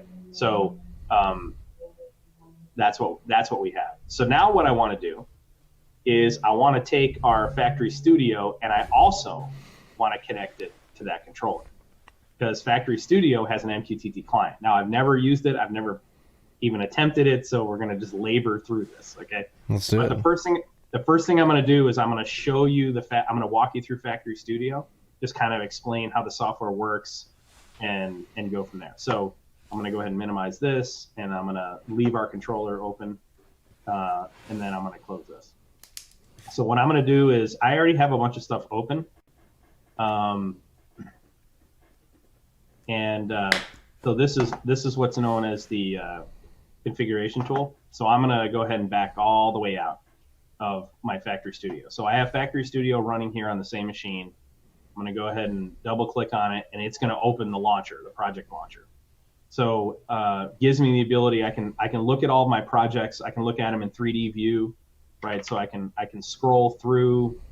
If I go to 3D view, I can scroll through all the existing projects that are in there. All the various, there's a bunch of demos that I've got in here, but a couple that I've built. I can look at card view. I can also look at table view. From this interface here, I can also connect to an external Factory Studio server that's hosting all of the projects. The other thing I can do is I can import projects. So I have in my TATSoft directory, I should have these training projects. So one of the things that it'll let me do is I can say find a project. If I click find project, I can put in the path that I want it to search, and it'll bring all those projects in. The cool thing about Factory Studio is that it upgrades projects very much in the same way that Ignition does, right? So I can open an older project inside of Factory Studio, and there's no issues with it. So it's pretty slick. All right, but what I want to do is I have this training project that I built. It's not pretty, but so what I'm opening up now is the configuration tool, which is basically the designer. Okay, and I'll explain basically how it works. So there's 4 sections here. There's the edit section, the draw section, the run, and the info. So it opens in the info section, which will give me all the information about our project, redundancy, various settings for the project, what type of license I'm using, everything. I can put notes about the project in here in this notes section. I can create a new note, and it goes with the project. Okay, and then nice. I can access the help from this section. I'm gonna switch over to edit. So in the edit, you've got multiple tabs here. So I can create my tags. I can modify security. I can add devices. Now, devices can be lots of things, and this is where we're going to do our MQTT client. I can configure my alarms. I can add data sets. I can create manual data sets, or I can connect to databases, all that stuff. This is where my script library is housed. So this is where I can write. I can either write just pure tasks that are going to run at set intervals, but based on some weird triggers. So right now I have this simulation task that is written in VB.NET, and the trigger is the server.tix, which runs every quarter second. Okay, so if I want to go and look at the code editor of simulation, I click on that, and this is that little simulation I wrote in VB.NET. So I'll show you how this is running all the time. And what it's doing is it's updating a temperature tag. It's looking to see, do I have my fan turned on, not turned on, and then it's creating a temperature simulation. I'll show you that. Oh, could you show us the switching between the languages? Yeah, so I actually can take this code that I already wrote, and all I can do is just grab this drop down, grab C#, and it converts it to C#, and then I can also go the other way back. And you can edit and then go back. Isn't that crazy? That's crazy. Which one do you prefer? Okay. So for things like this, quick expressions, I'm going to say VB.net. So let's say I'm just going to do a couple of if statements and write to some tags. Then I would prefer the VB.net. But I would say for more complex code, I'm probably going to use C#. Just because C# is more flexible for me. But I'll show you a couple of cool things about this. So you see this, we can access any of the namespaces from inside here using IntelliSense.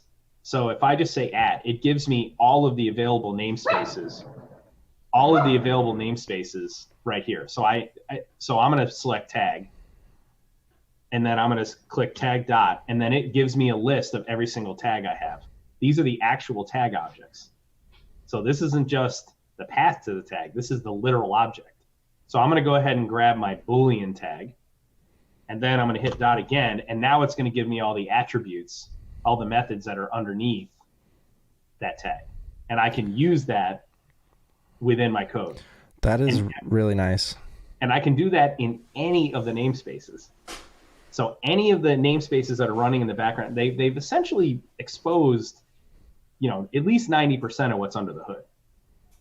So, and what's really crazy is when you create a new object, basically everything in here is an object, it shows up in the IntelliSense.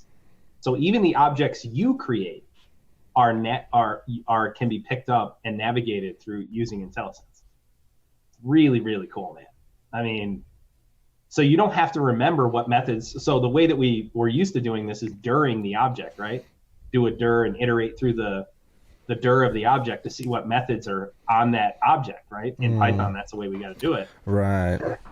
You know what I mean? Just the system function calls had the IntelliSense, but like, for example, like you said, tags, we had to copy the string. Correct. So then how can you dynamically like address I'm sure there's got to be some way to do it. To dynamically what? Like in a for loop, have like you're addressing like tag 1 through 10 or something. Like you can concatenate. Yes, okay. You can. So because that was the benefit of the string concatenation, was that you were more flexible, but then you lost the IntelliSense or.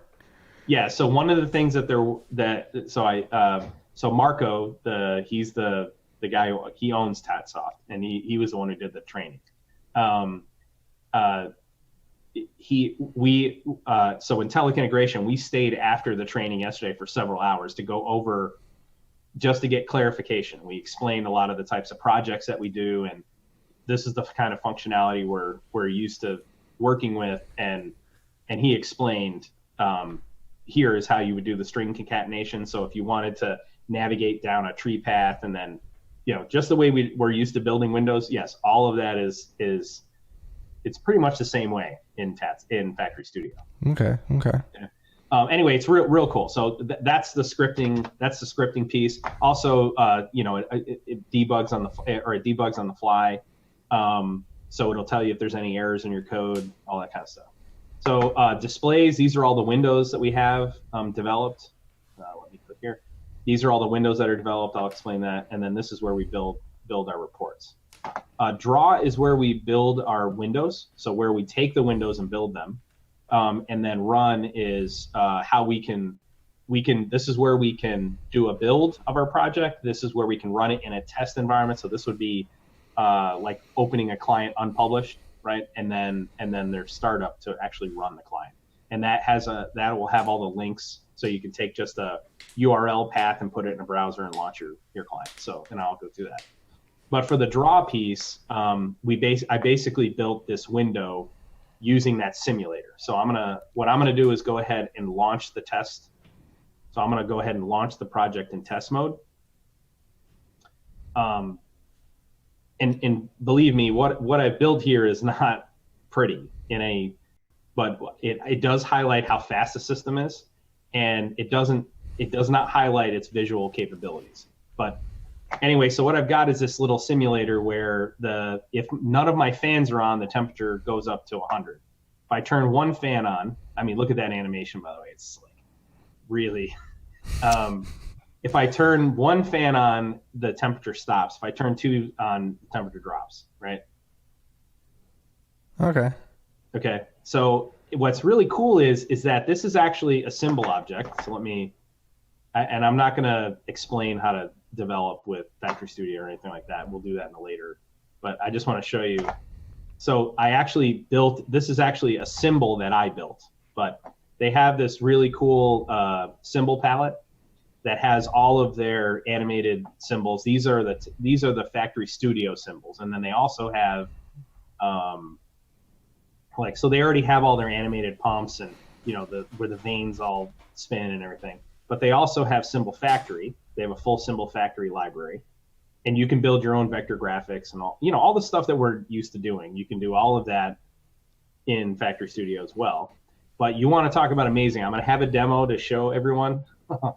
This blew me away. So they have a demo where they've basically broken the windows out into 4 sections. The upper left-hand quadrant of the window is the SCADA system. It's your P&ID view, right? The isometric view of the process, right? All of our normal plumbing and instrumentation drawings with the P&ID identifiers. That's the screen that you use to control the system. What's crazy is the upper right-hand quadrant was a 3D model of the plant. Okay, an augmented reality of the facility. They go to the upper left-hand quadrant. They click on a valve and to open that valve.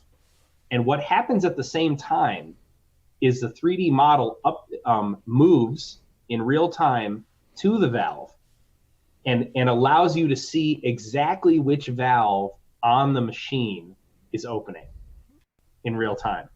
At the same time, it can switch to a camera that is looking at that valve.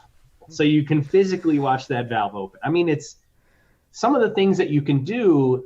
It really imagine, Ignition is your rapid application development environment, and Factory Studio is your augmented reality environment, right? But they're living in the same ecosystem. Yeah. They're sharing the same namespace. There's no additional engineering that's going on to get them to play well together.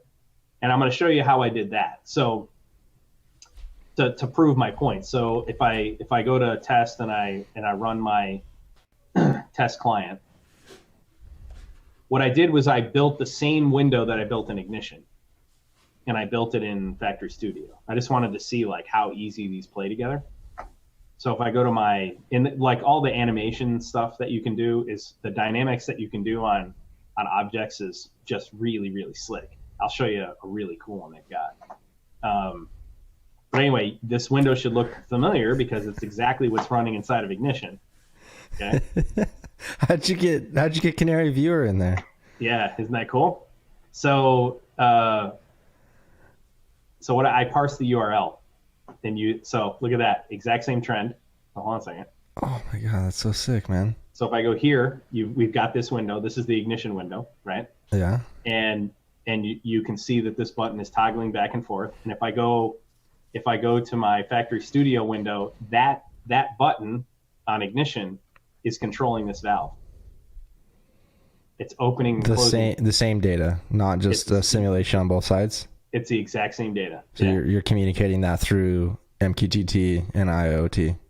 Yes, I'm using IIoT to do it.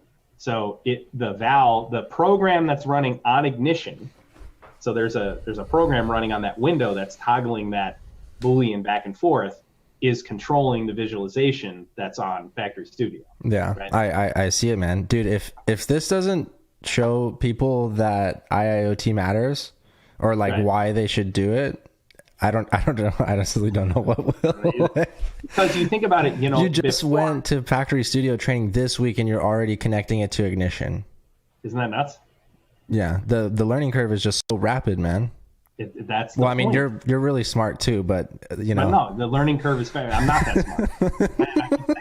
Not that we're. In fact, at the Factory Studio training, we were saying, everybody was kind of, the other integrators and stuff were like, man, you guys, you really seem to know what you're doing. And I said, listen, it's not. The difference is we changed the way we think. Okay. We're not any smarter than anybody else. The only difference is we have said we're only working with open architectures.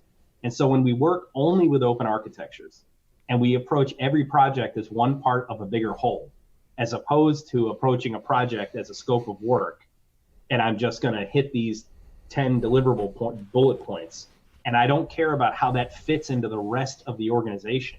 We're not focusing on the company's strategy in any way, shape, or form. When we abandon that approach and we come in as consultants who are paying attention to everything, top to bottom, from the cloud all the way down to SCADA, through management, through the IT resources, through infrastructure, the whole deal, then we see we can approach problems from a completely different angle, and we are exposed to solutions that other people are not exposed to. We create solutions other people aren't creating, and so the learning curve is steep at first, but then it plateaus, and now all of a sudden you seem to have an answer for everything because you're using these open architecture solutions. Yeah. I don't look at Factory Studio as a competitor of Ignition. I look at it as a sibling in the same ecosystem. And when you do that, you don't see it as either or. You see them as complementary. You see everything in this. You see this as not a stack, right? You don't see this as competing Siemens and EasyRacks. You see them as nodes in the same ecosystem. Right. And that's why when Sean, started doing his open source PLC training in North Dakota, we weren't like, oh, what the heck is he doing trying to copy us? We're like, dude, that's awesome. That's what we should be doing because we're... Exactly. Because he's contributing to the ecosystem. That's the point, right? Yeah. So when you see this, you see... So then the question is, when do you use Factory Studio? When do you use Ignition? When do you use Kepware? When do you use Ignition OPC's drivers? When do you use Factory Studios? The point is you have lots of options. And so now imagine how you're driving costs down, right? So you get to decide when everything plays nice together, you get to decide whether you want to be cost effective, whether you want to stay true to architecture, some architecture you design, or whether you just want to plug and play like we did here with Factory Studio. I said, listen, I already got Kepware running. There's no reason to use the Factory Studio drivers, none whatsoever. So let's just plug it in. Let's go ahead and connect it to Ignition. Let's connect it to Canary, and let's connect it to Kepware. Let's drop it into the ecosystem. That's awesome. Isn't it crazy? Yeah, we're gonna have to wrap it up here because we're coming on in an hour. But I want to know. I want to set up the client. We're gonna set up the MQTT. Okay, let's set up the client. Yeah. I want to know though, or maybe I can just ask this question after. Actually, let me show you something real quick. Okay. So here you asked the advantage. The Factory Studio windows are blistering fast. So this window is updating at a quarter second at 250 milliseconds. So the gauges are updating faster. Okay. Than if I look at the Ignition application. So immediately what's going to jump off at me is now I can speed up the Ignition window, but I may end up with performance issues. I mean, Java's just going to be slower than .NET. It's just going to be, right? But that type of speed doesn't always matter, right? So let's say I buy Factory Studio. I buy Factory Studio because I want really, really fast windows. Well, I don't really want super fast windows in every application. There may be scenarios where Ignition has a solution or a feature that Factory Studio doesn't have, right? And so then Ignition becomes the correct solution for that implementation. And because they're both open architecture, because MQTT is an open architecture IIoT protocol, they can all be used together. They're members of the same ecosystem. Right. That's the beauty of it. You don't have to be a Wonderware developer or a Factory Talk developer or an Ignition developer or a Factory Studio developer. What you become is a digital factory developer who uses open architectures and IIoT protocols. That's what you become. So now, my mind was just blown, dude. Sorry. All right. So I want to. So what I want to do is I client. want to shut this down. I want to go ahead and try to connect Factory Studio to our broker. I haven't ever tried this. Okay. So I may not even know how to do the drive. But let's go ahead and go to edit. Go to devices. We're getting some bonus content in today. Yeah. So this is a list of all the possible devices that they have right now. So they've got a lot of really cool ones. The MP3. I see they got Cincinnati Test Systems. The I-28. They got some Rexroth, AD, Automation Direct, obviously Rockwell. But what they've got down here is this MQTT client. So I'm going to go ahead and create a new MQTT. And we'll call this MQTT. We'll say OK. All right, so this is just like in Kepware. We've created our MQTT channel, right? So now what we want to do is add a node that is an MQTT node. So I'm going to click on that. I'm going to say new, and I'm going to select an MQTT node. Okay, I'm going to click OK. So now I need to go to this primary station. This is where we're going to configure. So the broker name is going to be, I'm going to pull that from here. I'm going to grab that. I don't know if it's the port that goes in it, so you got to bear with me. This probably will not work the first time. Do not think I'm stupid. All right, so I'm going to go ahead and Control V. And we're going to use our FS. And I don't need the cert because we're not requiring certificates. Yeah, we're not requiring them. Backup station, nothing. All right, so we are okay. And so then the last thing I want to do, I haven't looked at how I can pull a data a topic in, but let me create a tag. Let's just do MQTT topic. I don't know what I'm doing, man. We'll grab our MQTT node. Oh, so this is where I would subscribe right here to the topic. Oh, there we go, right there. So this is where I would subscribe to the topic or publish a topic. This is where I would do it. Okay. Okay. All right, cool. Yeah. And then I can say whether or not I can read or write. So in this case, what I would want to do is subscribe to a topic that's in our broker, but I'm not going to do that. What are those QoS options? Quality of service? Yeah. So MQTT has 3 quality of service, and it's just easier for me to show you guys this in the browser. MQTT QoS. All right, so these are your quality service levels. All right, so it's 0, 1, and 2. All right, so essentially what it means is quality of service is something that gets packaged with the payload. So the quality of service is an agreement between the sender of the message and the receiver that defines whether the level that message is going to be guaranteed. All right. Got it. So at 0, it means that message is going to be sent at most once.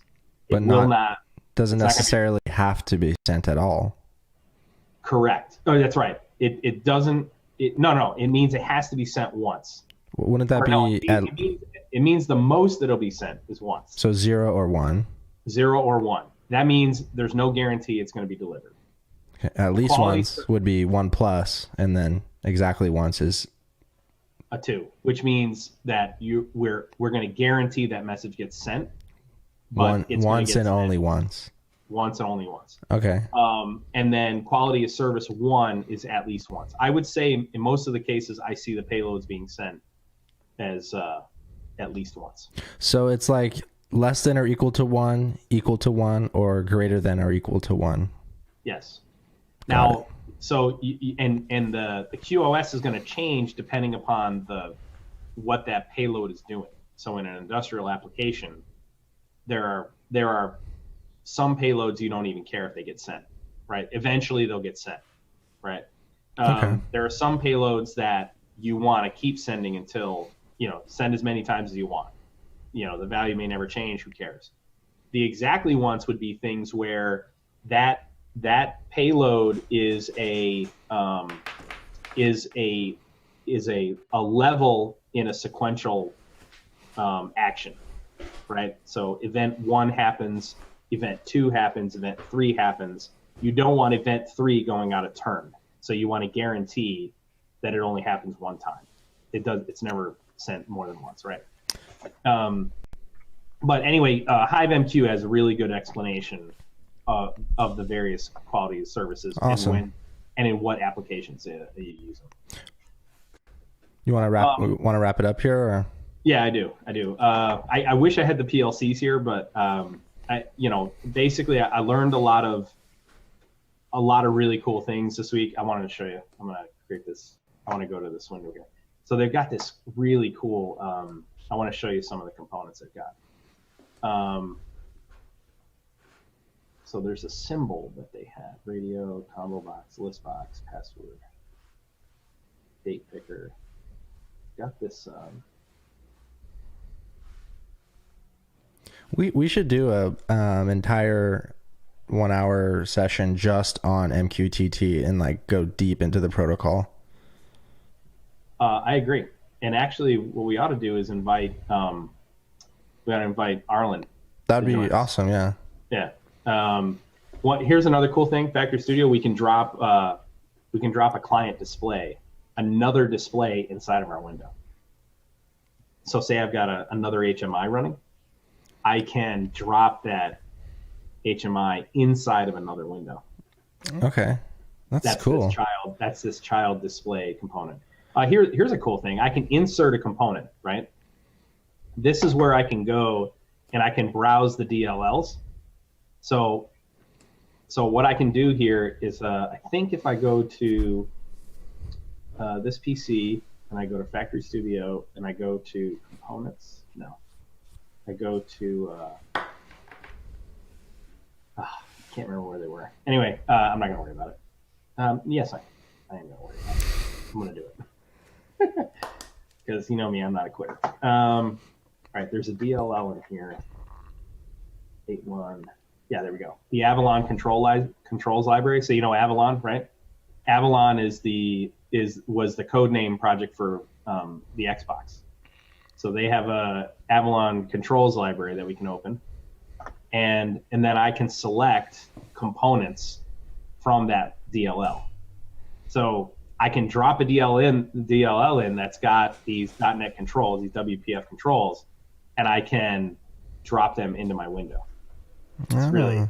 So I can grab, say, a range slider from this Avalon controls library, which is not actually in Factory Studio, and I can drop it in, and then I've got that component. And then I can use that component in conjunction with other components to make really rich visualizations. Very cool. But I want to show you this really awesome component that they've got that I just was totally, it's this circular panel. So this is a circular selector panel. Okay. So this is really good for menu control. So if I go ahead and launch this, so I can launch the window in like a little test mode. And so if you see how the animations work, so let me close that and make it bigger. All right. So if I go ahead and go here. So like when you navigate between your windows, you can put different images in the center. In fact, if I make it even bigger, I don't know how, if I make it like that size, I can use that as a little panel in my window, and then I can redirect to the various sections. Okay. So animation wise, I mean, it's very rich in, it's really beautiful. And you can do a lot of cool like dynamics. So if I go double click on this, actually that's a command. If I click on the dynamics, I can select. So like I can turn shine on. I can put in tooltips. So So if I close and then when I mouse over that, it's going to make that object shine up. Okay. So if you looked in my menu when I moused over, so you see how it now it's gotten big. Yeah. That's the shine animation. So when That's I do clean. that and grab, but if I go over to this other one where shine is not on, nothing happens, right? So I mean, it's just a lot of really cool like leveraging the visuals of .NET, right? So, but yeah. Anyway, so let me go back to my notes real quick and just kind of close the loop. So what did you think about today? I know it was a little ad hoc. I'm sorry about that. But. No, it was good. I think it's good. We're coming in right at an hour and 15 minutes. I think that's fair to do between an hour and 15 minutes. I do want to try to keep it, consistently starting at the same time and try to have a good, time length to it, because I want to be respectful of other people's time and try to get as much information into the 1 hour to 1 hour and 15 minute development session so they can ostensibly watch the whole thing without having to feel like they're making too much of a time commitment. Sure. My only question is, did Tatsoft know that you were gonna like develop and demonstrate their software? So I did get permission. I did ask Dave and Marco. He goes by Mark. He's an Italian guy, but I did get permission. I said, hey, listen, we're doing this live development thing every week. I don't have my PLCs with me this week, so what I'd like to do is take what I've done and show how Factory Studio could fit into our ecosystem. Yeah, I like it. And not just Factory Studio, any other, open architecture. Yeah, that's my question is, I feel like, people are going to see this and they're going to be like, how can we work with you? Like, how can we, send you to training, or what can we do for you, Walker and Zach to, talk about our open architecture solution? How can they, like, would that be something you'd be interested in? Absolutely, man. I'm telling you. And so any of the, I always reference the same companies, right? But, if I'm not dropping a name that, if you feel like you've got a platform out there that we should be looking at and making it part of our solution, by all means, please reach out to us. But before you do that, make sure you understand the type of approach that we take. Like right. If you're a unified architecture company, don't waste your time, because we're not interested. But if you're an open architecture company and you think you've got a solution out there that would fit into the types of projects that we're building, please, we would be happy to go train on your software and take a look at it, your hardware. Advantech. So we're going to be talking a lot about the Advantech Uno and Opto 22 and all of these other manufacturers that have jumped Bedrock. Bedrock Automation, and there's a million, there's 100 of them, more than 100 of them. It's hard to I don't want to feel like I'm leaving anybody out. Alexis, right. All these. Yeah, we're open to it. Just reach out to us, down in the comments, or just by email. We should link the download. We'll link the download for Factory Studio down below. Yeah, and if you want contact information for Tatsoft and Factory Studio, they've got an office in Arlington Heights, Illinois, but their headquarters are in Houston. And Marco is based out of Houston, but the VP of Business Development's out of Illinois. Is that where you went to training in Chicago? Yeah, I went to Chicago, and that's just because they actually have a training facility in Chicago. So workstations and all that stuff. It was really, really cool. Anybody who gets a chance to, I know they're doing another training in a few weeks. We want to send another one of our people to the training. I think in 3 weeks. They're also doing an advanced training. So we did the basic level. We actually were our group was the first group to get certified on the new release. So, but they're doing another one in a few weeks. But yeah, what was really cool was that our training was a combination of people who had never worked with the platform at all. They were brand new. Then people like us who had been playing with it and were trying to decide how it fits into our ecosystem. And then some really advanced users have been using it for years. And Marco, he answered every question. He never said, hey, that's not a question for this. So we had some really high level advanced questions, and he did a lot of examples. So when we said, how would you do X, Y, or Z? We're used to building it like this. show us how you would do that. He would just do it for you, right out on the overhead, and show you how it's done, and you could see how easy it was to develop. And Awesome, so man.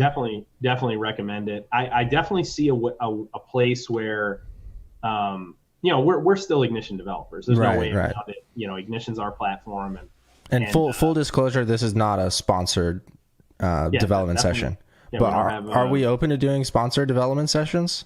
Yeah, as long as we say, I would want a watermark on there that says sponsored by so and so that everyone knows that we're trying to highlight a specific product. Right. But we're still going to give our honest feedback.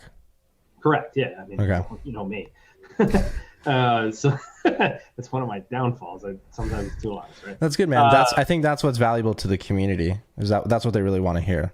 Yeah, that's exactly it. So so the plan for next week, we'll do the CMT SVR next week. So next week the plan will be we'll do the CMT SVR, and we're going to do the step 7, the S7 through the Ignition Edge, which was what our plan was for this week, but we don't have those here in Dallas yet. So okay. And that's it. So all right, and then the week after next, I'm going to actually be Philly, right? Aren't we doing Philly? No, that's 2 weeks. Not next week, but the week after you're next. Going Sydney. I'm going to be doing it from Sydney. So hopefully, all technologically goes well. I think I should be able to make it work. Man, I really should go with you. I really should go to Sydney with you. What date are you leaving again? I'm leaving on the 5th and then coming back on the 10th. I can't. Yeah, it's too short, man. I couldn't go for that long either, but you're gonna be jet lagged for 2 or 3 weeks. Yeah. Poor guy. All right, guys. Thank you guys for. I'll give you my dark card. I'll give you my Opal card. I have like $100. Cool. On it. That'll help. Yeah. Well, guys, thank you guys for tuning into the live development session. Let us know your feedback down in the comments. Reach out to us for any suggestions of future videos that you guys may have, what you guys would like to have us cover. Walker, as always, great job, man. Thanks, dude. Appreciate it. All right, we'll see you guys. Peace out.